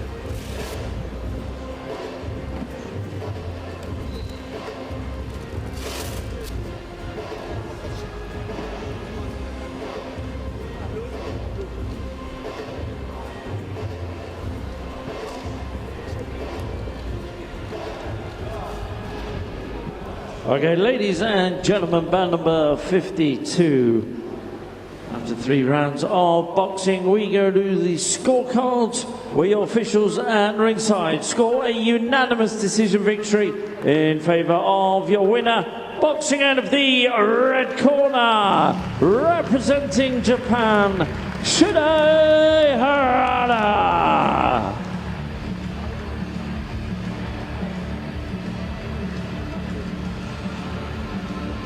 Well, Harada avenged his defeat to his Mongolian opponent who beat him in September in the quarterfinals and now goes one better, beating Shin of Korea to book his place in the final, where he'll face Brazil or China up next.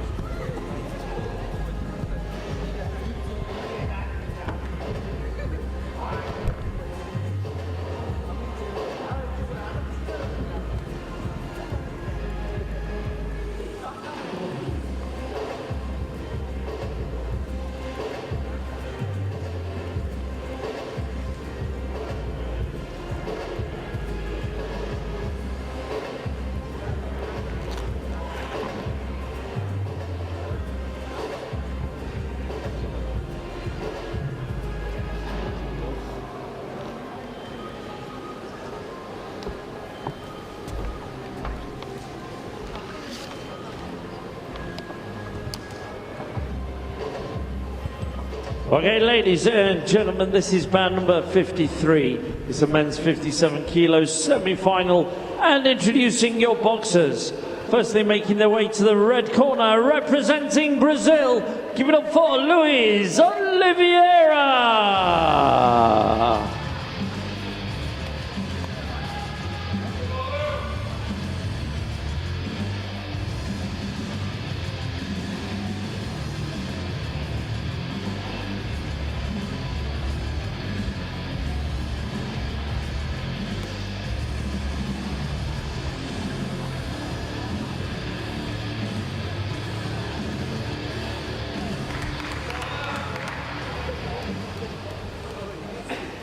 And ladies and gentlemen, making their way to the blue corner, representing China, it's Xinlin Chan.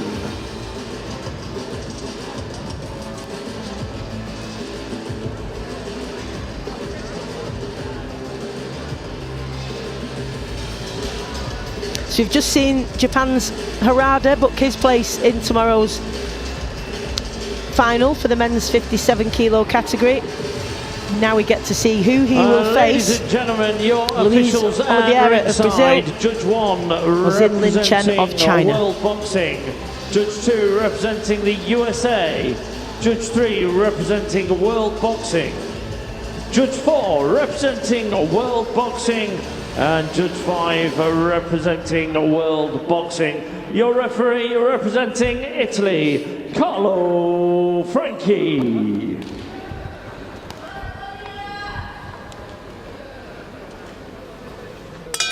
Round 1. Luiz Oliveira of Brazil in red and Xinlin Chen of China in blue. Beat Mongolia yesterday to progress.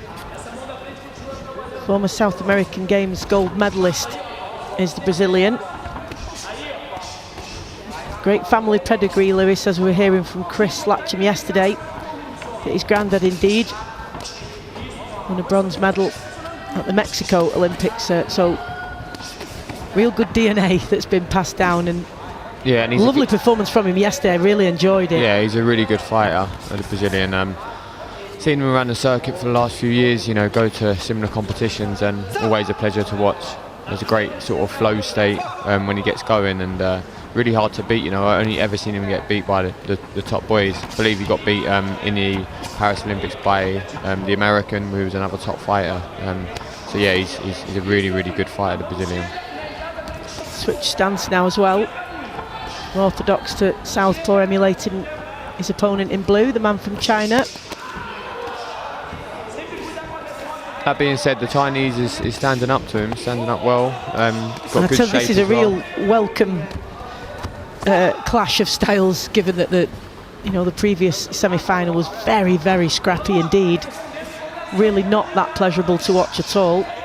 Not necessarily the fault of either fighter, just didn't gel, but these two are making for really intriguing contest and really being fought at close quarters, this, Luiz, which usually means that they're pretty highly skilled if they're able to do that and do it, you know, with good technical ability as well. Without it getting into, you know, a scrappy fight.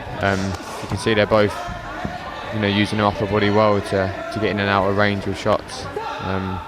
So yeah, it's a very high level bout, this one.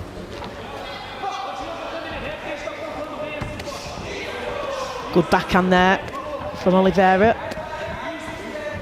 And if it is indeed close in the minds of the judges, the eye-catching shots can make the difference and sway it in a boxer's favour. Also gives you real confidence, doesn't it? If you can land a clean, crisp shot on your opponent, it incentivises you, doesn't it? Yeah, massively, and they both actually landed, as you said there, Stacey, they both landed on each other, which sometimes ain't the best. You'd rather land and not get hit. But, you know, it's positive that they both landed and also both making them miss. Got a good nice base, the Chinese. I'd say the Brazilians just doing, you know, outworking them a little bit at the moment. Got a little bit, flowing a little bit more, but it's a competitive round still. I think there's more volume, isn't there, coming from the Brazilian, although good reply there from Chen.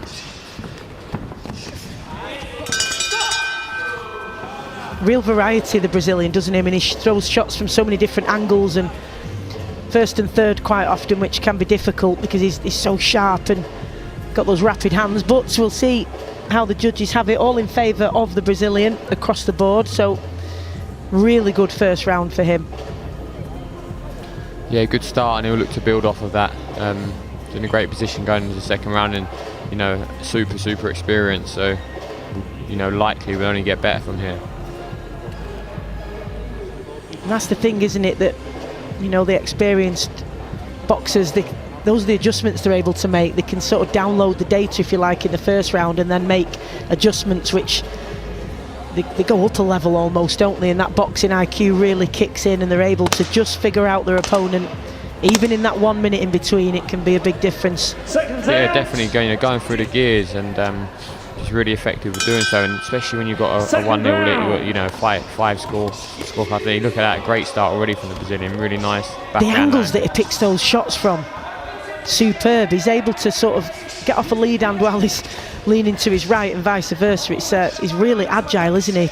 Very tricky to predict where those shots are coming from.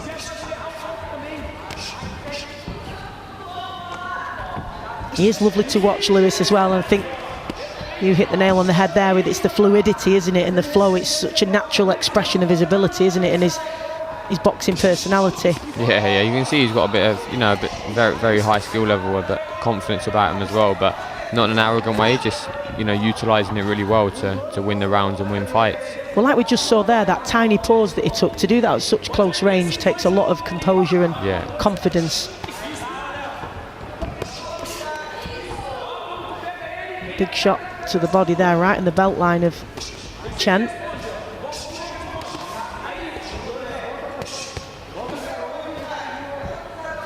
Both really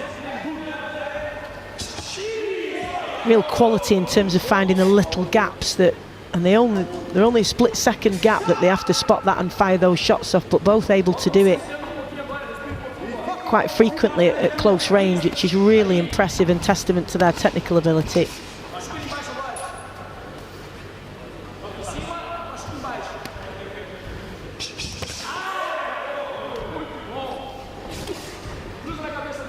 Really good judgment of distance.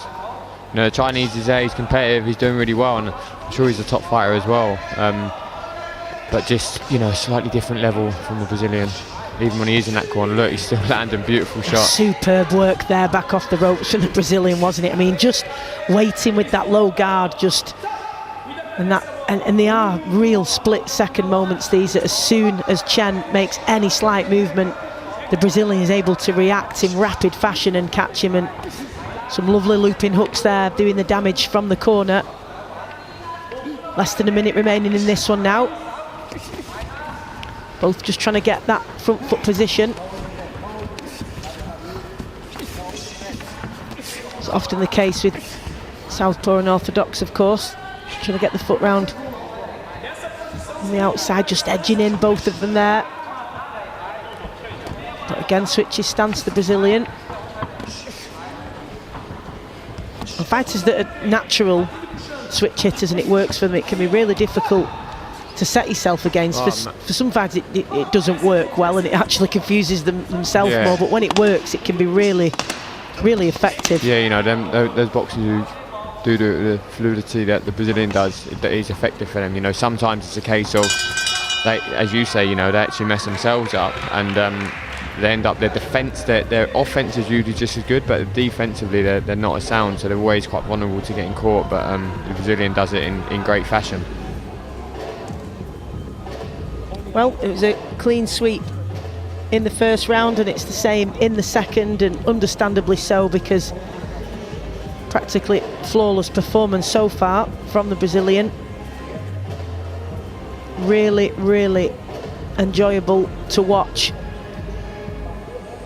It's interesting how different boxers have such different personalities in the ring. Some of them, it is that matter of hit and don't get hit, you know, the purist, the sweet science, that's what they enjoy, and others absolutely love that toe-to-toe scrap, and if they do take a big shot they actually enjoy it so long as they reply with more. It's just different expressions of personalities, I guess. It's and that's the fascinating. beauty. Yeah, that's the beauty of boxing. You know, so many different styles, and it's really interesting because different styles make fights. So yeah, it's great to watch. Obviously, we're probably a little bit biased, Stacey, because we love the sport like that.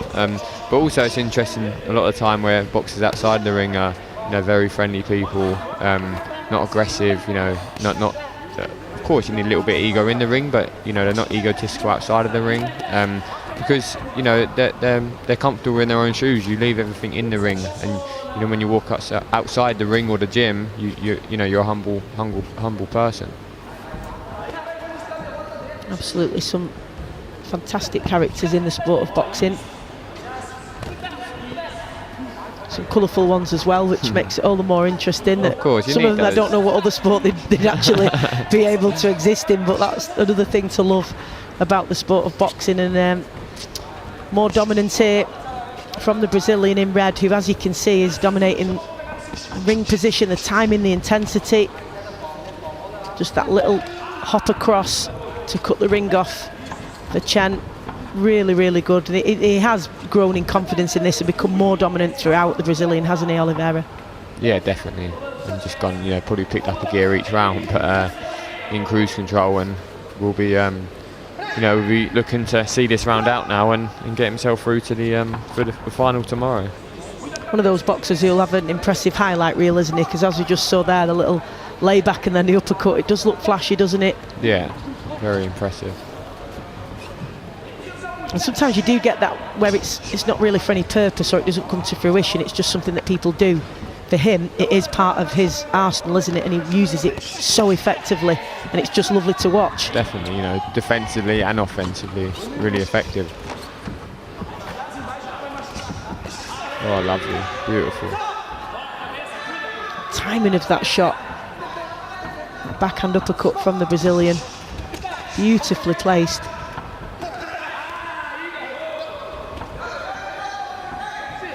You can tell he really enjoys his craft. He relishes this, doesn't he? This he's got a good challenge here in Chen, but he's enjoyed figuring out the puzzle. He's got better at doing that with each round as we approach the final 30 seconds of this third round.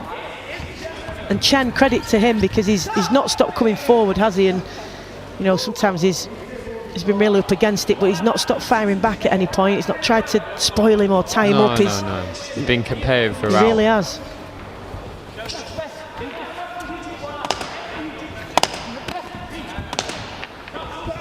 Been a good, honest effort from Chen, but Oliveira just superior in every department as he just looks to close the show in style. Really, really good performance from the former South American Games gold medalist, and he'll have the opportunity to add more silverware to his collection tomorrow.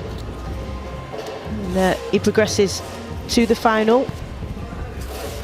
So he'll face Harada of Japan, who we saw in a real scrappy affair, but we know that he can really fight. He's a really skilled operator, so I'm sure we're in for a real treat with that one tomorrow. But let's get the official announcement for this one from our MC Craig Denholm.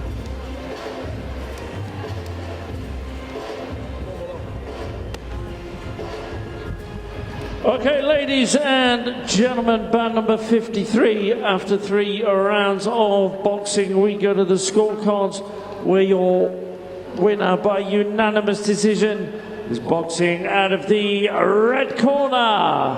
Representing Brazil, it's Luiz Oliveira.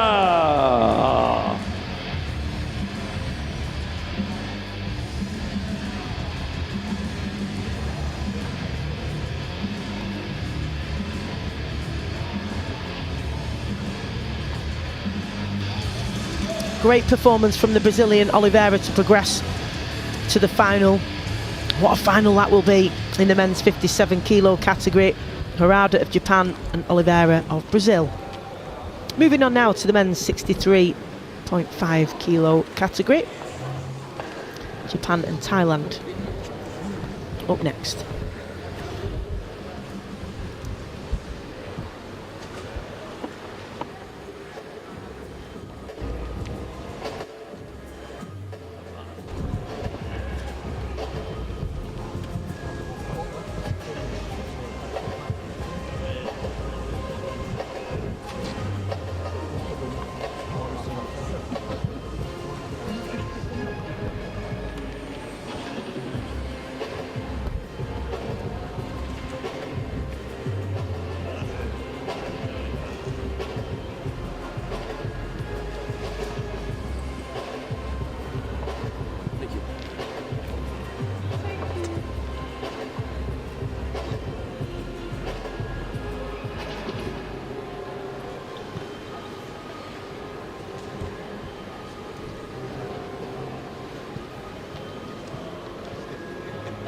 Okay, ladies and gentlemen, this is bout number 54, which is a men's 63.5 kilo semi-final. Introducing your boxers, and first making their way to the red corner, representing Japan. Give it up for Shion Nishiyama.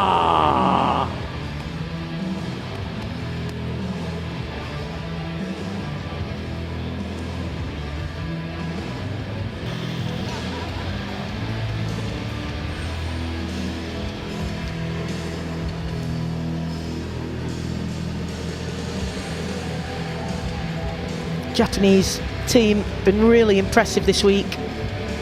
9 boxers they've sent, 5 men, 4 women. 2 in the finals already following their performances this morning.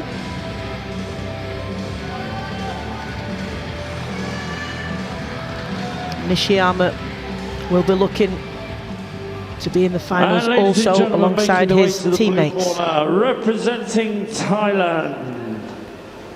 Give it up for Sagdar Ramantham.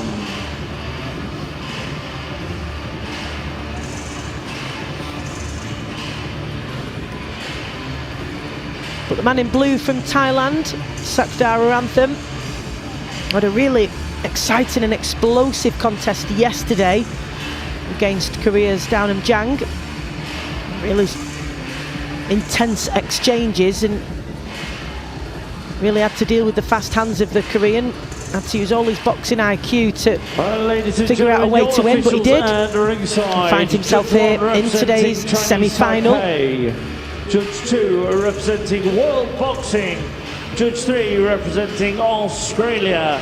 Judge 4 representing Germany. And Judge 5 representing World Boxing. Your referee, representing Great Britain, Mr. Stuart Mann.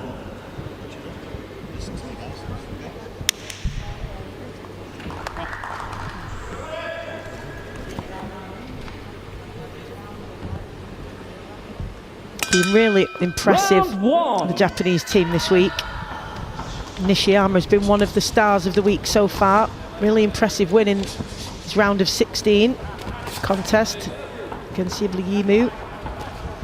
forced 3 standing counts in that one. He beat Germany's Asan Hansen in yesterday's quarter-final, so having won gold in Mongolia at the World Boxing Tournament in September, he'll want to have the chance to do that again tomorrow here at the finals in Sheffield. But Rantham in his way. Rantham of Thailand in blue, Nishiyama of Japan in red. Got nice feet, the Japanese, you know, just drifting in and out of range, just, you know, very small movements in and out. It can be hard for the Thailand boxer to really get his shots off. He has that wide stance, doesn't he, as well? Yeah. Really solid base with which to get plenty of purchase on his shots. Just springboard in and out of range, you know, and let the shots, you know, throw the shots and get out. Look at that, you know, it's really hard. It's going to be hard for him to get hit clean. He keeps that same pattern. Looks so comfortable as well, doesn't he, at the range, and nice relaxed shoulders, just ready to, as you say, pounce out of that wide, solid stance.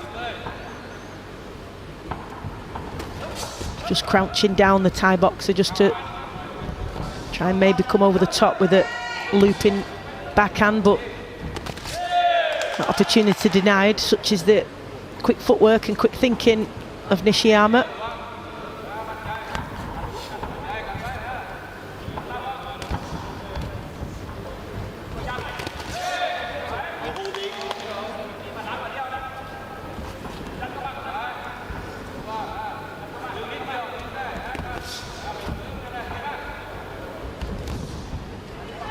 Not too much scoring at the moment, but they're both, what they are both doing is doing effective work to the body. It's hard to catch with the eye catches, you know, to see the eye catcher with a body shot.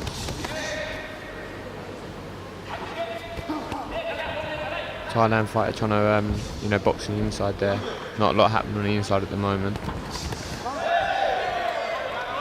Good lead hand hook from Nishiyama, just landing there. Had a bit of success of his own, Rantham, as well. As you say, really difficult to separate the two, because I do feel that Nishiyama has the edge, though. He's controlling the centre of the ring, isn't he, and dictating the distance.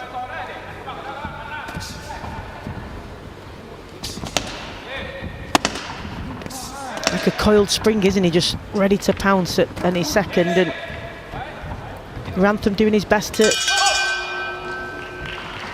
find the openings. How did you have that one? Just some style, you know, what I like to see, probably the red corner, but it was close. Yeah, I felt like he had the edge just on that ringmanship and the way he seemed to command the ring, but... What do we know, Steve? So 4-1 in favour of Rantham. Well, that may have come as a surprise to Nishiyama in the corner, and they're going to have to change their tactics perhaps, because, you know, perhaps, I think you said it earlier, that sometimes if you're on the back foot, you've got to be making sure that the shots are eye-catching, and you sort of... Let me see, here he is. He did dominate the centre of the ring, so perhaps it can't be down to that. Maybe it's volume of punches maybe from Rantham. Well, that's what I was going to say, you know, probably going to the second round, if he has got to change something, just be a little bit busier. He's got good feet, putting it out of range, just up the tempo a little bit. Yeah, perhaps that's what it is, because he certainly seemed to dominate that central ring position, and he seemed more composed. He was picking his shots, but I see already here he has upped the work rate, Luiz, and I think that may well have been the difference, is the volume coming from Rantham in that first round. He's going to have to match that work rate. Can't just rely on that nice style of his. Nishiyama, lovely as it is to watch, he's got to get the work done, and that's another shot to the body there landed. Rantham replies.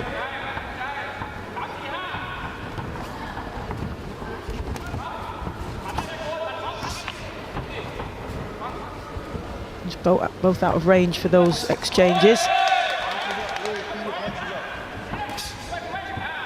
Such furious and fast exchanges, aren't they, when they come close? It's really difficult to...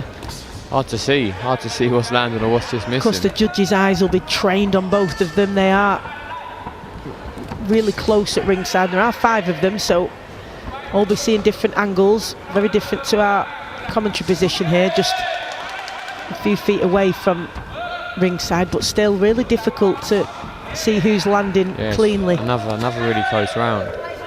You understand why you see a lot of split decisions when the rounds are close like this. Remember back in the Olympics there were a lot of split decisions, but you can understand why, because it's a high level competition and it's going to be competitive. It's hard to dominate when the level's so high. Good body shot a moment ago from Nishiyama. Yeah. There's another, and they are, they're not as eye-catching perhaps as the ones that rock back the head, but they are clean. They are landing, yeah, they're definitely landing.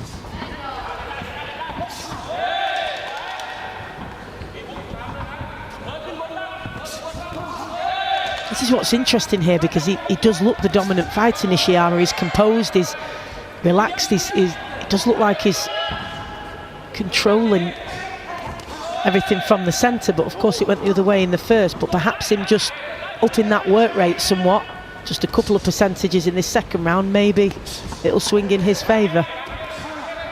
Either way, these fighters have got less than a minute to stamp their authority on this second round, and if it's still in doubt for the judges, still time to land those telling clean shots. Perhaps sometimes Nishiyama could put a sustained attack together rather than those ones and twos. Go again and really put it on him. Yeah, just to give make it clear for the judges, take it out of their hands where they feel forced to go for him. But I would say he's done enough in this round. I would say he's won the round, but we did also say that last round. Yeah, I thought perhaps Rantham, the fact that they did give it him, 4 of the judges in the first round, could have been down to volume and work rate. Did feel that Nishiyama matched that this time, so let's see if that's made a difference.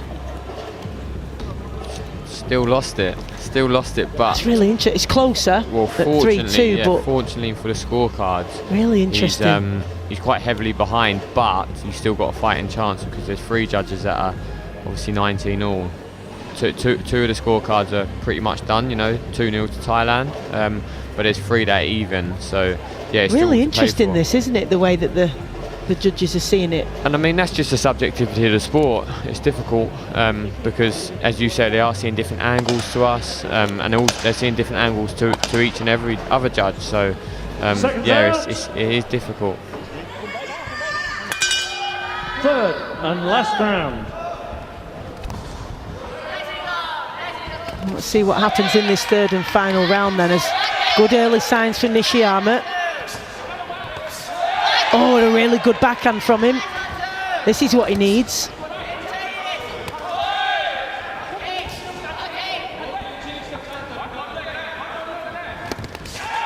Got to do that frequently. This is good work from Nishiyama in the opening stages of this third round. Not a great deal coming back from Rantham in reply so far. Another good body shot.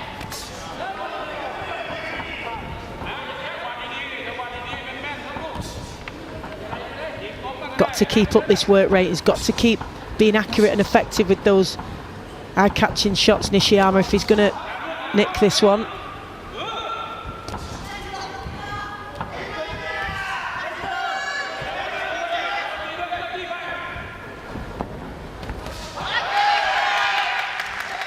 Been really dominant in the opening stages of this third round, Nishiyama, the man in red from Japan. Controlling the centre nicely, just falling in there, both of them. There's head clashes that are tough, in tournament boxing where you've got to go and go again. That's why it's so important not to get any cuts and stay out of trouble. And predominantly cuts do come from, the head clashes in amateur boxing. Fortunately, we haven't seen too many of those this week, so let's hope that continues. Absolutely. Certainly don't want to see an athlete miss out on the opportunity to medal or box for the gold medal due to a cut. So let's hope these two and all the other boxers today come through without that. Really intriguing, this one. Crowd really enjoying it. Cheering on every little success for either boxer.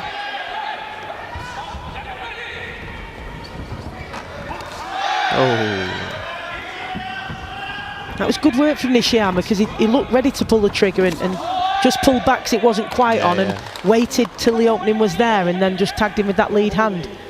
And this has been a really good round from him. Yeah, definitely, yeah.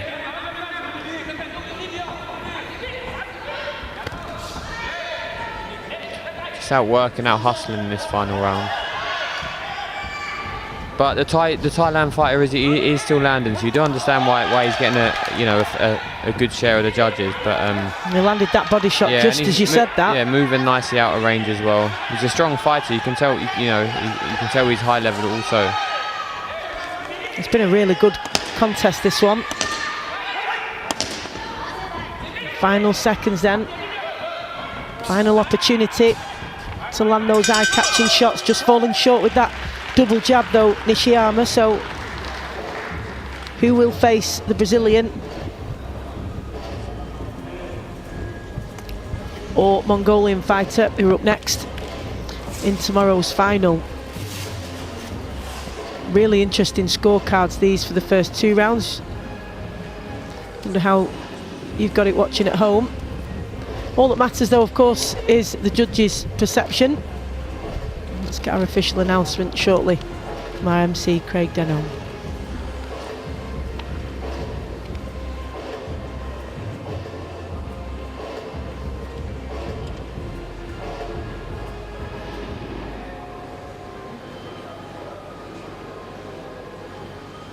Okay, ladies and gentlemen, bout number 54. After 3 rounds of boxing, we go to the scorecards where your officials at ringside score a split decision in favour of your winner, and boxing out of the red corner, representing Japan, it's Shion Nishiyama.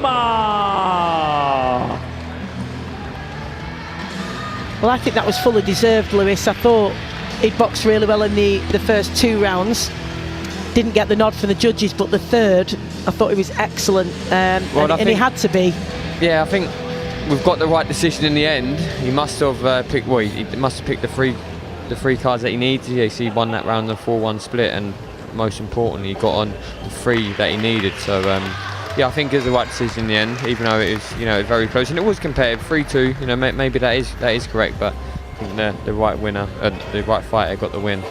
Yeah, really good performance, particularly in that third round from Nishiyama, and managed to keep his composure and execute what he was being asked to do in order to get the nod needed from the judges. So he progresses through.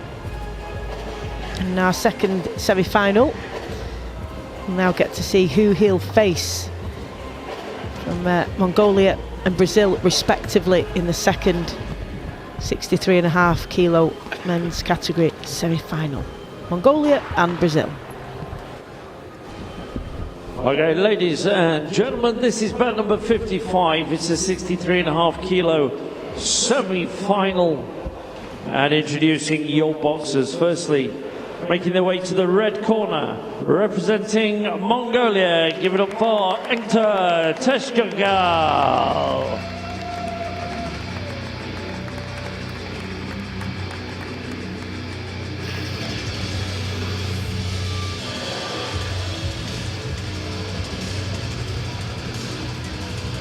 Well, caused an upset yesterday, did the Mongolian Enter Teshkagal in beating GB's Cameron McKay, who's a highly skilled boxer, so a really good result for the Mongolian. I'm sure he'll take that confidence into this semi-final. Really good display from the Mongolian team. 10 strong, 6 men, 4 women at the tournament this week. Representing Brazil, give it up for Breno de Carvalho.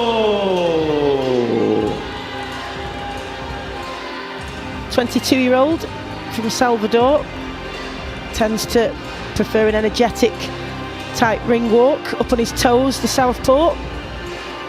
He beat Germany's Dennis Brill yesterday.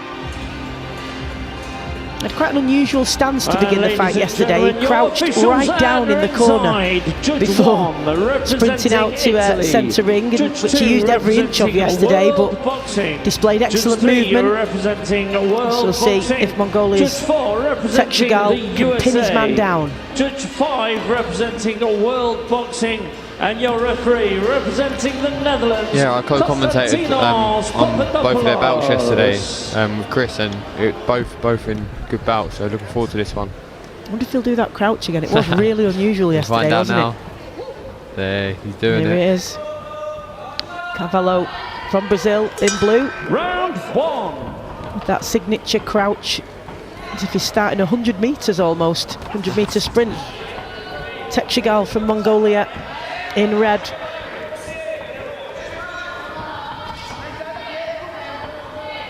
This will be a really intriguing one, I think, because they were both very impressive yesterday, Luiz.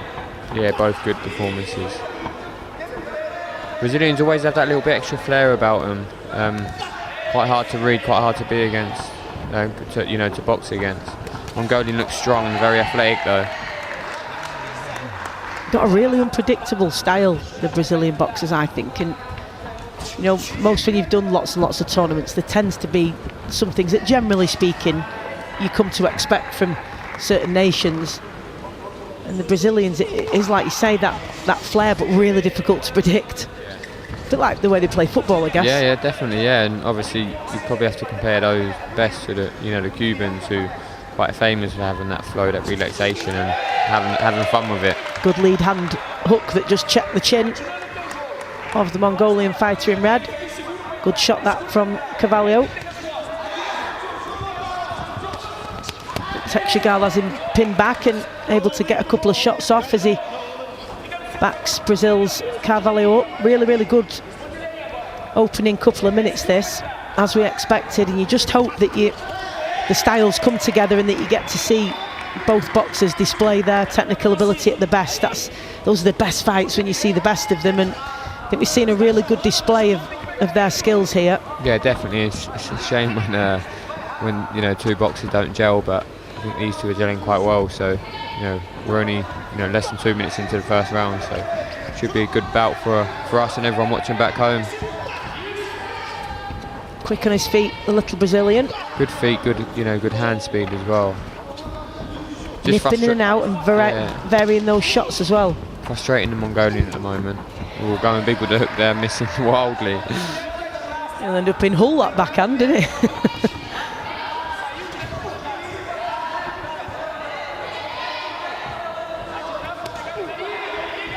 The concentration etched on their faces. There's a little bit of a shuffle there from the Brazilian, but real total concentration and focus from both of them, because they can't risk giving an inch away here, because they know that they'll be punished for it, such as the speed. And he's enjoying that little shuffle, isn't he, Carvalho? Real little character he is. It's hard to read it, you're almost thinking, what's he doing? It puts you off your momentum, doesn't it? Yeah, definitely. You tend to see those tactics adopted more in the pro ranks, but sometimes you do get it in the amateurs. And real flair finish from the Brazilian to that opening round. Let's see how the judges have this one, because it'll be interesting to see. Well, they've all gone in favour of Carvalho, and you can see why, because it was flashy, yes. There was a bit of showmanship, yes, but he was effective as well. Yeah, very effective. Landing the more obvious scoring shots and doing it well, looking good doing it. Having fun doing it. So, it's more than just scoring shots all the time. It's about sort of ring craftsmanship and how you look like you're controlling the fight. It looks very hard to hit clean.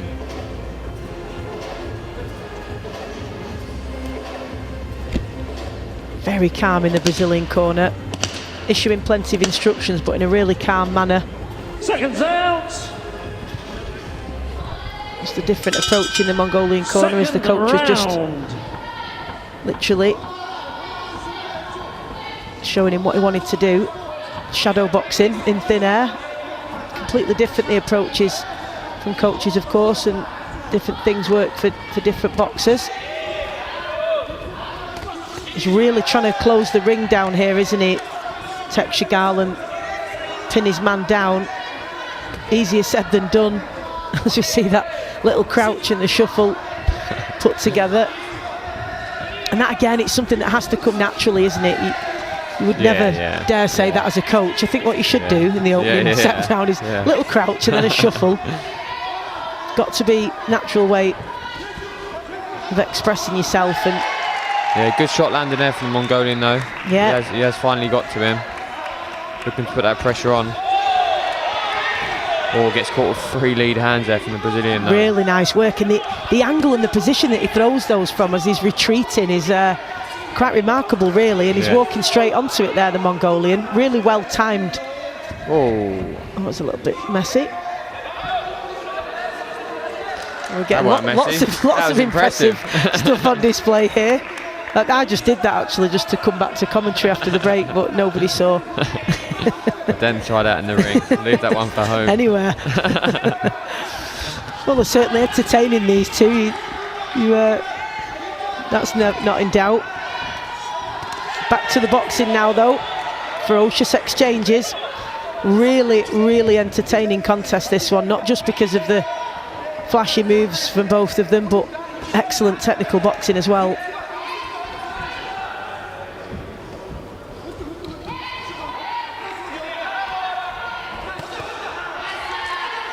Nice hand defences there from the Brazilian, but good effort from the Mongolian. He's the one trying, he's the one forcing the pace at the moment.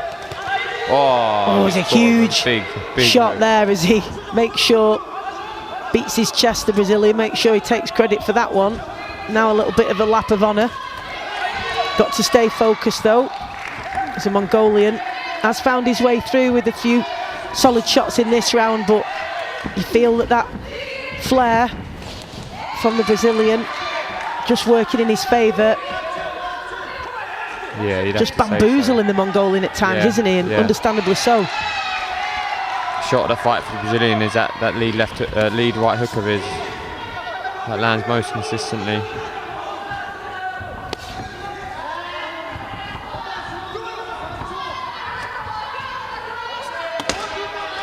Really good fighter, Taegukchi as well. And he's doing what you'd want him to do, isn't he? He's stepping to him, he's trying to cut the ring off, he's trying to launch an attack, but very, very difficult to do when you've got somebody practically doing river dance at times. And very confident doing it. Absolutely, real crowd pleaser.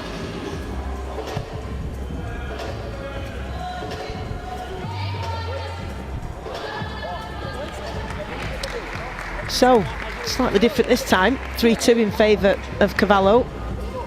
They could as well have been given Strictly Come Dancing scores here as well as boxing, because he's done a little bit of that as well. He's certainly winning that one. Closer round, 3-2, but importantly for the Brazilian, 3-2 in his favour. So, you know, it's 2-0 up on 3 of the scorecard. So unless there's a big round from the Mongolian, it will be Brazilian who should see himself through to the final. A lot more animated in the corner this time, the Brazilian coach, and I guess for them it's finding that balance, isn't it? That if that's how he expresses himself, and he is, you know, successful, and he does have success through the way that he, you know, his style, that's great, but you can't let it affect your focus and get caught with shots. That's the thing, you know, it's all good doing it, but if you're getting caught with shots, it's obviously not effective, so minimise it as much as possible. But, you know, he's got caught as we speak. Referee not scoring that as a knockdown, saying the feet was tangled. We'll have to have the benefit of looking back at that at the conclusion of this one, but for now, seems to have really got the bit between his teeth now, the Mongolian, after that little bit of success, and really let his hands go there at close range and seeking to apply pressure on the Brazilian, but Brazilian's doing well, you know, to just ties him up. Yeah, tie him up, waste a few seconds. Also, it takes that little bit of momentum away, doesn't it?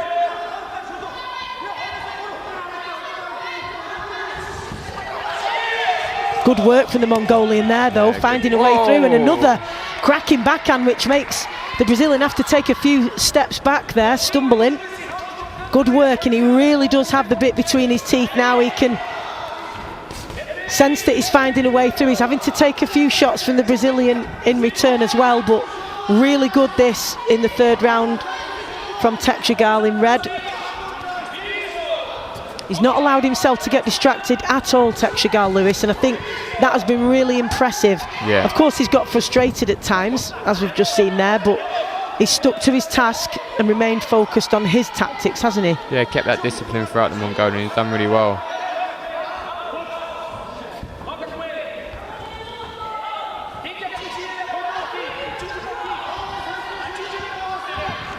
He's just trying to shimmy as much upper body movement as he can, Tekshagall, but ships another couple of big shots from the Brazilian. He's got to make that movement count, Tekshagall. Definitely signs of frustration there. Yeah, and you know, wasting seconds, the effect of doing it.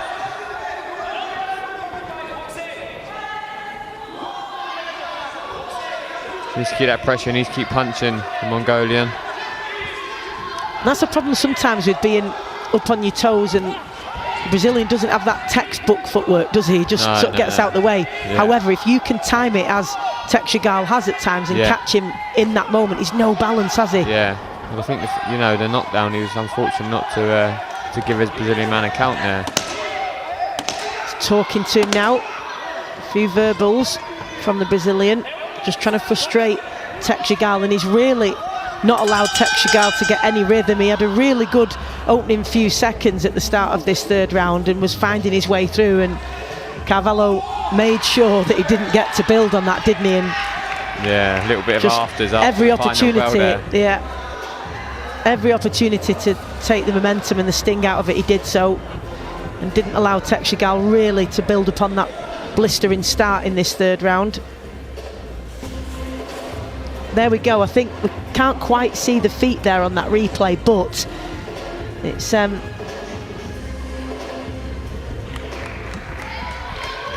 Oh, you know, the feet did get tangled, yeah, but he did land. He did land as well, so difficult call, that one. So, ladies and gentlemen, bout number 55. Both boxers raising their hands for this one. After 3 rounds of boxing, we go to the scorecards where your officials at ringside scored a unanimous decision victory in favour of your winner. And boxing out of the blue corner, representing Brazil, it's Breno de Colombo. So a roar in celebration, and then more dance moves from the Brazilian, Breno de Carvalho. A real showman and entertainer, which some people will love, some people will think there might have been a bit much of it. Either way, regardless of how people view it, he's got himself into the final, where he'll face Japan's Nishiyama. That could be an absolutely cracking final tomorrow with these two, couldn't it? Really exciting fight. It's great when the draw happens that way and you get, you know, eye-catching performances. Well, I think that's the beauty of on a collision course. Yeah, amateur competitions, though. You're getting high quality bouts every single day, because, you know, sometimes the best two will fight each other in the first round, but then inevitably in other you know, weight categories, they'll meet each other in the final. So each and every day you're getting top quality bouts.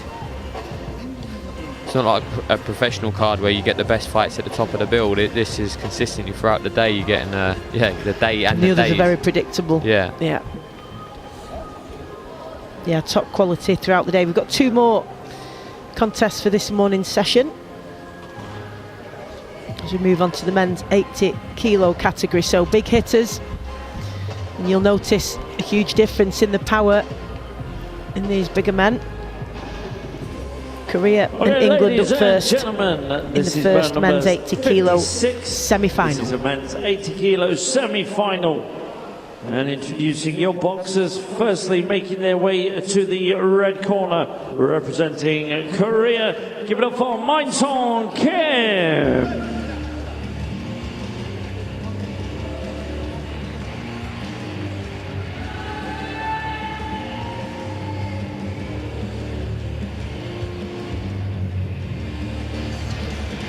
So they've had varying levels of success so far in today's semi-finals. The Korean team, one through to the final, and the other two semi-finalists unsuccessful. So Kim will be looking to even things out with the second Korean finalist through till tomorrow, but up against home favourite, ladies and gentlemen, making their England way boxer. to the blue corner, representing England. Give it up for Dimeji Shitu.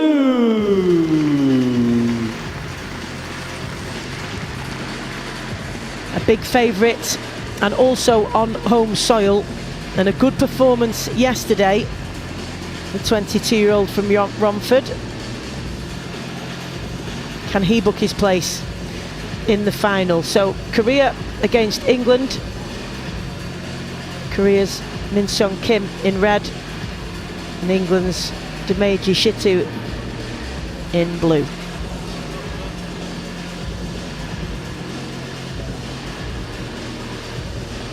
Really impressive performance from Dimeji on Wednesday. Really impressed by his performance. I know that Chris mentioned that his coach likened him to Tyson Fury's style. Yeah. You can understand why. He actually lost the first round 3-2, got a point taken off the second, but dominated the second and the third, and yeah, won unanimous against a really good Chinese opponent. So it'd be good to see him go again today. Tall and rangy, he's got those long legs and long levers. He's got good support behind him.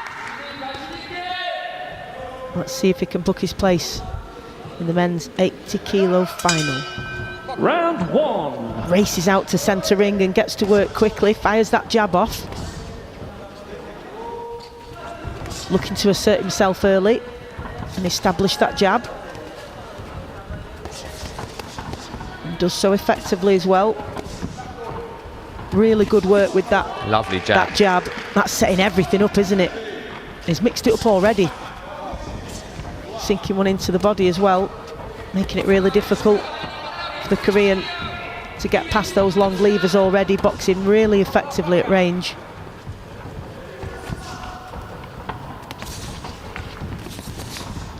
Good shot. Good shot for him, that, isn't it? Just stepping in. Yeah, bringing that back hip round, bringing that back foot in as he lets the backhand go. Got such long levers, Dimeji. Really tricky to box again. And he's got a good work rate. It's really impressive with work rate on Wednesday. Always stayed busy, always got something to think about, always sticking that jab in your face. You know, it's really hard to set anything up yourself offensively if you've always got something coming back at you.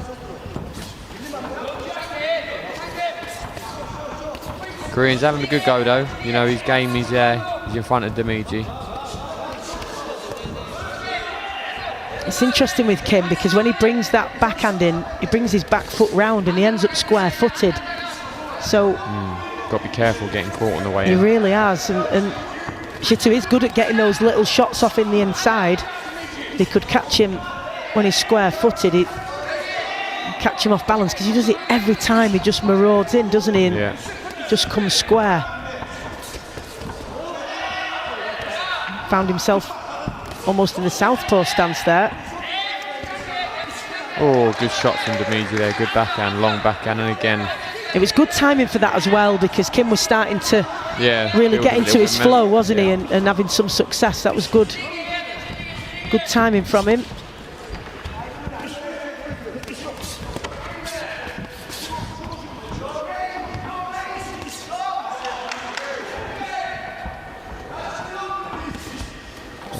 Good 1-2 there again from Dimeji. Despite those long levers, he's really effective with that little chipping backhand hook, isn't he, on the inside? Yeah.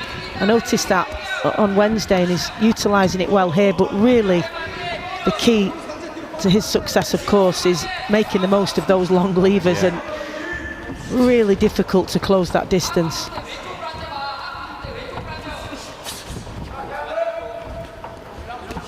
Yeah, lovely shots.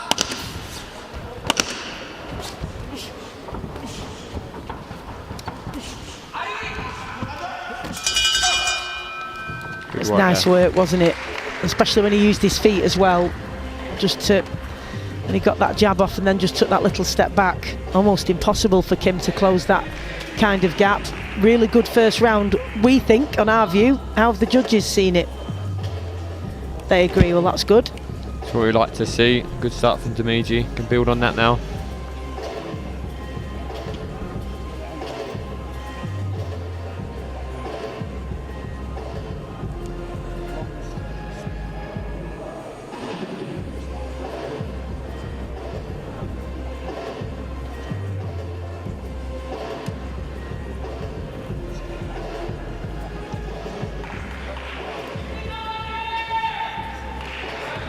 Seen some of that work now in that first round from Shitu. Lovely backhand there that you saw rock the head right back of Kim. What a great start for the Englishman. Round 2. 1 foot in the final, 2 rounds to go. He's got to keep this up. Sets the tone from the off with a good work rate, but Kim won't be denied. He continues to launch himself forward.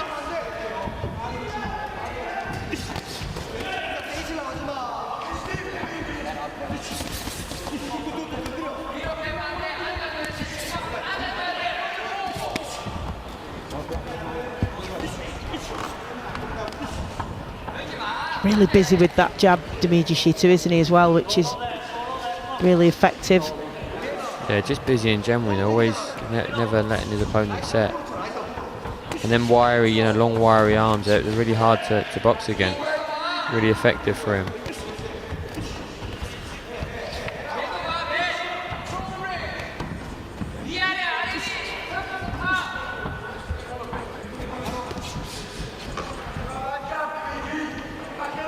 Nice little jab, just catching Kim as he came forward, and then follows it up with the backhand as well in that last exchange. Continues to impress just with the volume, being busy with that jab, but also those clean eye-catching backhands that he's landing effectively as well. Really good work from Diomji Shitu in this round, but Kim continuing to come forward, just trying to find a way through. Really competitive. Yeah, still competitive, still doing well with Korean, but Diomji's just landing the better shots more consistently, more often. They don't appear to be massively powerful, either those shots, do they? Because Kim is sort of taking them and it's not really deterring him from coming forward at all. Yeah, yeah.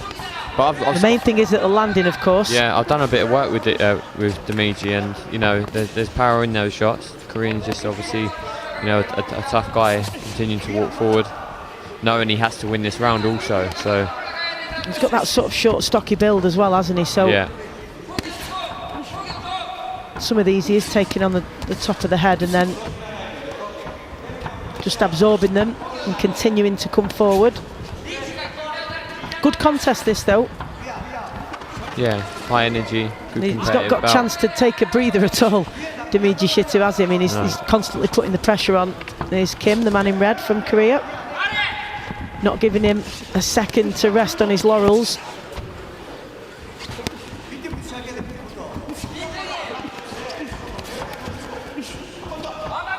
Some good exchanges here, both of them having the successes. Yeah, nice. It's not been scrappy at all. No, when you look at the physiques of these two, you could imagine that it could well be, but it's not been the case at all. Both boxing well. Diomji again for me doing enough in that round to hopefully get, you know, all the judges' scorecards. Let's see what the judges have to say. Well, really impressive, a 10-8 round there, in fact. The judge from the Netherlands. Clean sweep, so very much in the driving seat. Just 3 minutes away from securing his place in the final. Yeah. What a great outcome that would be for him on a home soil as well. And I think we really need to appreciate the opportunity for the, you know, these home fighters from the home nations to box on home soil, because you probably will have been exactly the same, that most most boxers for GB never get to fight on home soil for year after year after year, and they've had it twice in 1 year now. Yeah, and it's massive. The World Championships in Liverpool, it's very, very rare that you get that opportunity. Great opportunities for the British boxers here. Boxing here, those who box in January, including myself, is really good, and obviously got a lot to look forward to next year, including the World Championships in Liverpool. So yeah, it's fantastic. I mean, I was on the squad I've been on the squad for 6 or 7 years now, and it was only this January is the first time I boxed, on the home soil. So it's absolutely fantastic. It's so nice for friends and family to be able to come down and support and not have to make a long trip somewhere or have to watch it remotely. It's a really good opportunity for the home nations boxers. And it's a really nice venue as well. Really good venue, really good setup, and as I said, I remember boxing here in January. It's just a good setting, so it's very similar to that today. It's excellent. Yeah, really nice. Good. Demiji's nice and settled here. He's got good relaxation. Knows he's 2-0 up. All he's got to do is just see this round out. And this is smart. Smart really work from him. He's not getting involved in anything he doesn't need to. Smart work from him. I think it has gone a couple of degrees cooler in here as well. I think somebody's probably paid attention to the fact that we're all practically in a sauna in here, and maybe opened a couple of doors or two, but certainly that'll benefit the boxers because it was really warm in here this morning. This is lovely work. Yeah, from Demiji. Great flowing, movement. Good in his Excellent. feet. This is a great display of how to box in the third round when you're already up and you've got a final tomorrow. Yeah. Not switching off, not taking anything for granted, just being smart, sharp, clean work. Really impressive.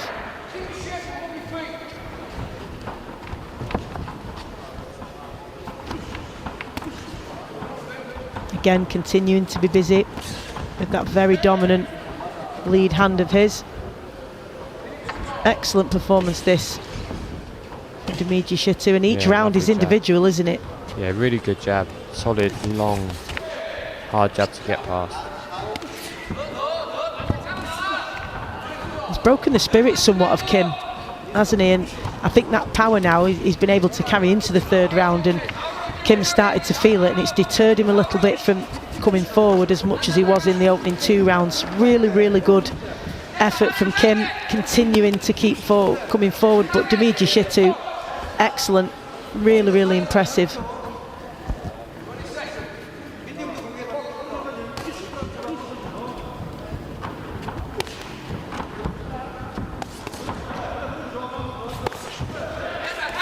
Just catching Kim coming in as he pins him up against the ropes, but Shitu, even off the rope, still finding a way through with those long levers of his. Yeah. First time he's found himself on the ropes, in a fight against someone who's been coming forward the whole time. Really impressive. So, yeah, done it's like well. You were saying earlier about that ability to use your movement, but just as soon as your back brushes those ropes, make sure you don't get caught there. Yeah, get yourself round and get as close to the centre of the ring as you can. I think we can safely say we have our first finalist on the list then, and that will be England's Demiji Shitu after a really comprehensive performance from him. We've got the other men's 80 kilo semi-final coming up next between Brazil and Japan, but let's get the official announcement for this one. My MC, Craig Denholm. Okay, ladies and gentlemen, bout number 56 after 3 rounds of boxing, we go to the scorecards. Where your officials at the ringside score a unanimous decision victory, all in favour of your winner. Boxing out of the blue corner, it's Demiji Shitu. Really good performance, and hopefully for all of the home nations fighters that make it through to the finals today, they'll get really good support tomorrow, with it of course being a Saturday. Some people might be working today and might not have been able to make the journey here, particularly from the likes of Romford. It's quite a trek, but I'm sure he'll bring a decent support tomorrow. As we see on the judges' scorecards, a clean sweep for the Englishman and through to the final.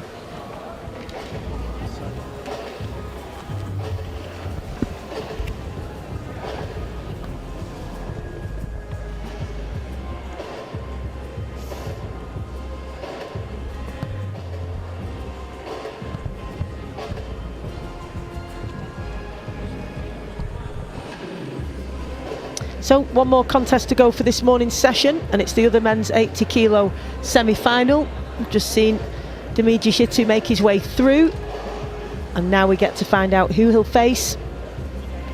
Brazil's De Souza Pereira or Japan's Wakaya.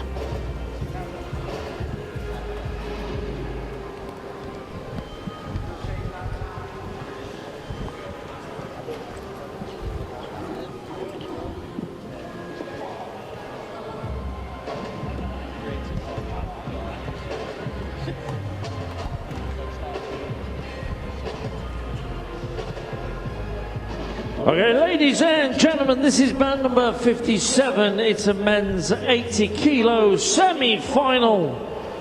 And introducing your boxers. Firstly, making their way to the red corner, representing Brazil. Please give it up for Wanderlei De Souza Pereira.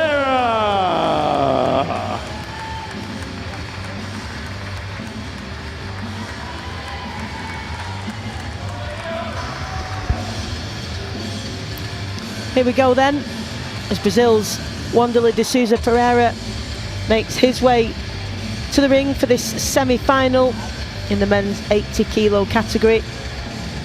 Strong contingent for Brazil in these semi-finals so far this morning, with varying degrees of success. Ladies and gentlemen, making their way to 3 the Brazilians blue through to the finals already. representing Japan. And we're about to add a 4th. Please give it up for Guanxia. Another very strong team though, of course, the Japanese team. Who've all put in really impressive performances and earned their places in the finals as well. 3 through to the finals already. So again, could be a 4th here, should Go Wakaya be victorious in this semi-final.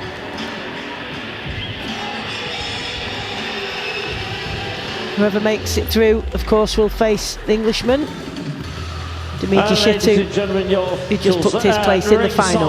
Judge 1 Brazil representing and Japan. World Boxing. Judge 2 representing the USA. Judge 3 representing World Boxing. Judge 4 representing World Boxing.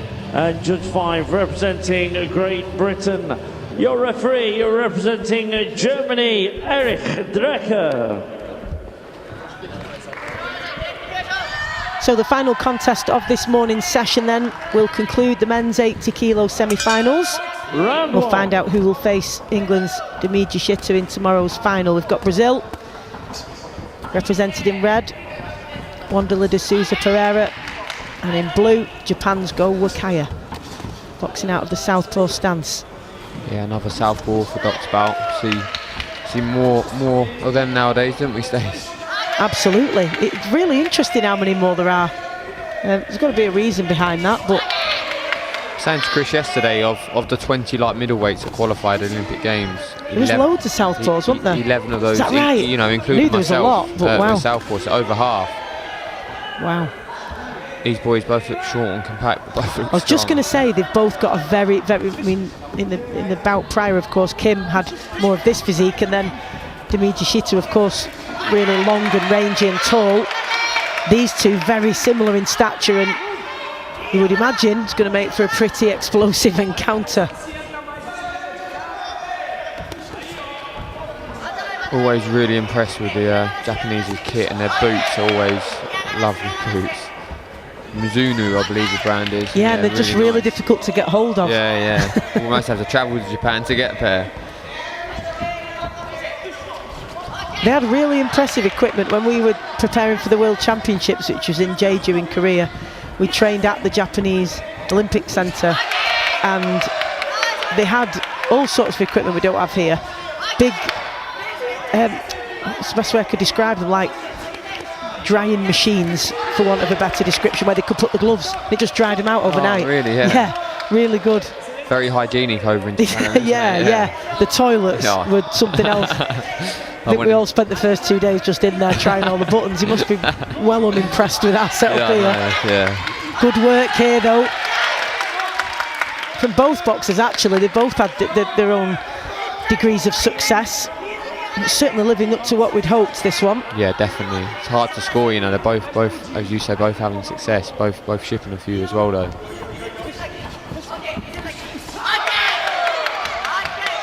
Brazilians switch now to southpaw, so 2 southpaws at the moment.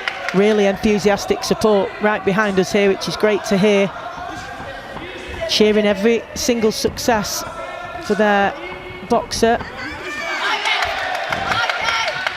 Nice work from the Japanese there. Really good. Range. Really good work.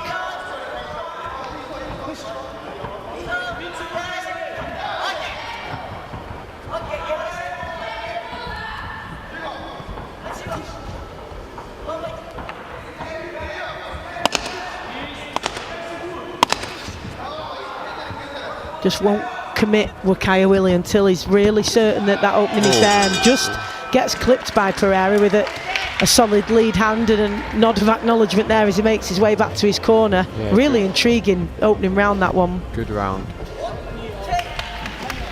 I'm going to go Japanese just. Spot on. We do know what we're talking about, don't we? Well, you do. I can't take credit for that. 3-2 then in favour of Wakaya of Japan.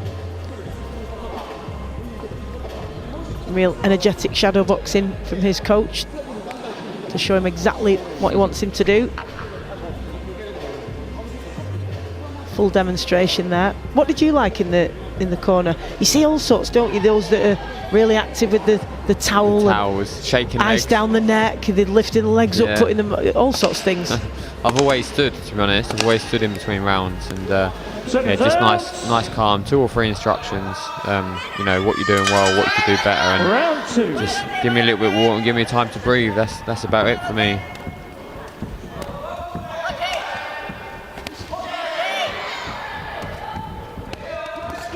Yeah, good So backhand. still all to play for in this one then.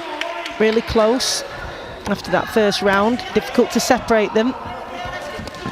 Oh, really nice backhand from Wakaya, and those kind of shots can be the difference, Yeah, can't definitely. 2 good backhands landed from the Japanese fighter.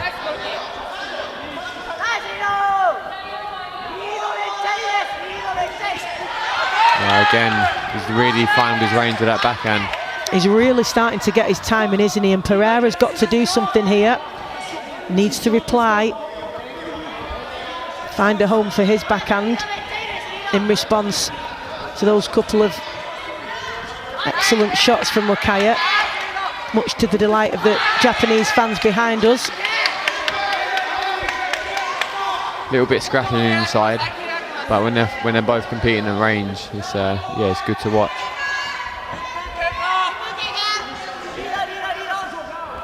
Again, adopts that wide stance, the Japanese fighter.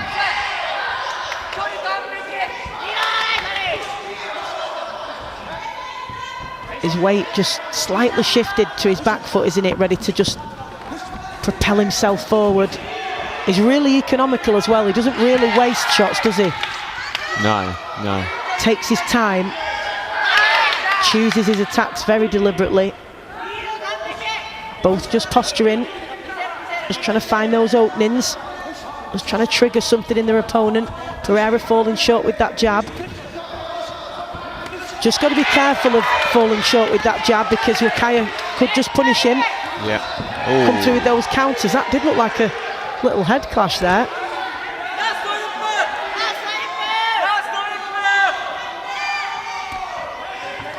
Both come through unscathed, so back at it.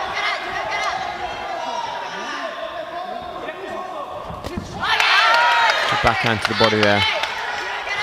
Really good to see that variety as well, and again takes the momentum from Pereira, who's just falling short, isn't he, with his shots.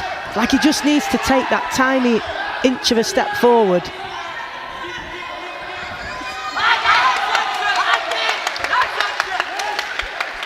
Because when Wakaya decides to let his shots go, he makes sure he's in range, doesn't he? He takes that little lunge forward. But Pereira just throwing from the stance he's in, he's just out of range.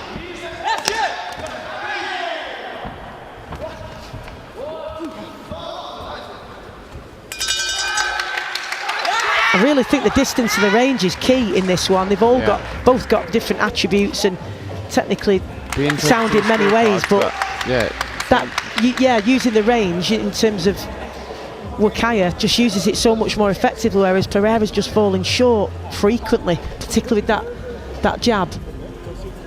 Yep, all in favour of Wakaya in that round. What were you going to add to that, Luiz? No, I was just going to say you'd like to think the judges are seeing that in the scorecards, and they certainly have been. You know, a 5-0 round. It was still close and competitive, but the better backhands were landing, the better scoring shots are landing from the Japanese boxer, and you know he's 2-0 up on 3 of the scorecards there, so he can again negate himself around this last round to make sure he's fresh and healthy to go tomorrow in the final. Got to adjust his feet, the Brazilian, because he's throwing from that static position and it's just too mobile, Wakaya, whereas Wakaya just out of range, but before he throws that shot just takes that little step with his front foot to bring him in range, and he's catching Pereira as we've just seen there, but a good backhand from Pereira in reply.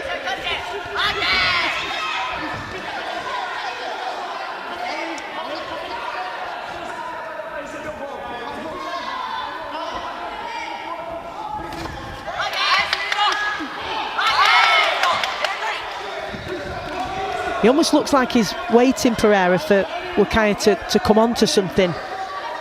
And when he doesn't come onto it, or when he's too quick in and out and he misses the opportunity, he's just caught in no man's land almost and falling short and having to just throw speculative shots. Just light on his feet, isn't he, the Japanese? Pereira's definitely got the style, he can do it. It's just a little bit flat-footed at the moment. He can't rely on Wakaya stepping in and catching him coming in. He's got to be able to initiate the attacks himself, particularly in this contest and particularly in this round. Behind on the cards, got it all to do. Can he find that big shot, that big telling shot to be the difference maker? Goes in pursuit of it, but again Wakaya just managing to get himself out of danger, relying on those quick feet. Lovely work in and out with the jab, that lead hand. Right hand jab from Wakaya.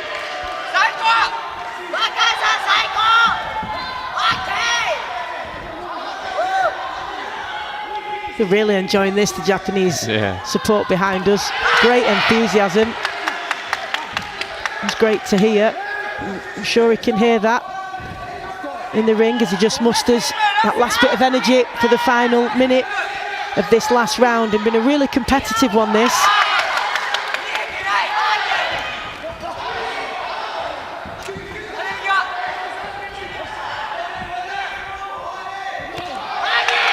Both just missing there with big shots, not landing clean. A little bit of foul play from the Brazilian there, hitting the back of the head.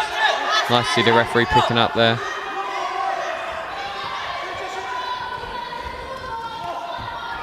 Oh, I do feel like the lead up, or the backhand up, the left uppercut's on for the Japanese when Pereira comes in like that low.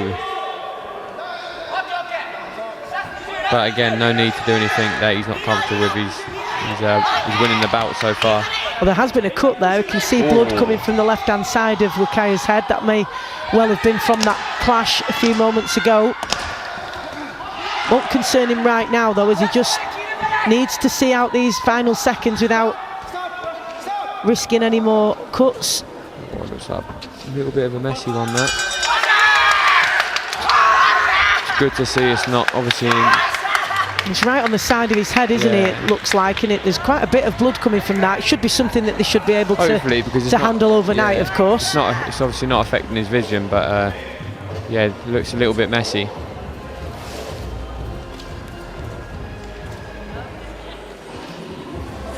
Well, a roar from Wakaya in acknowledgement of a good performance from him. Yeah, a good performance since, you know, a very good opponent, the Brazilian. Yeah, it looked like Pereira had a lot more to give, but just wasn't able to impose his style upon the Japanese fighter today. Olympic quarterfinalist Pereira, so got good pedigree. Bout number 57 after 3 rounds of boxing. We go to the scorecards. We are officials at ringside. Score unanimous decision victory in favour of your winner. And boxing out of the blue corner, it's Wakaya. Huge cheers for Wakaya, a Japanese fighter who's now booked his place in the men's 80 kilo final, where he'll face Englishman Demiji Shitu, who we saw earlier with a really impressive performance over Kim, the Korean boxer. So another final, very different styles that we can look forward to tomorrow.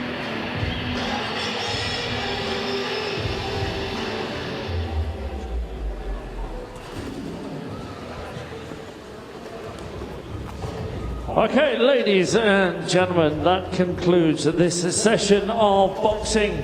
We're going to be returning at 5 p.m, so we've got about just under 2 hours, and we'll be back for the next session of semi-finals. And as you can hear from our MC Craig Deno, that does conclude the morning session. What a great morning of world-class Olympic-style boxing. 6 finalists in the first part and 6 in the second, so 12 finalists for tomorrow, and more to be decided later on. So we're back with you from 5 o'clock for more world-class boxing here at the World Boxing Cup Finals in Sheffield.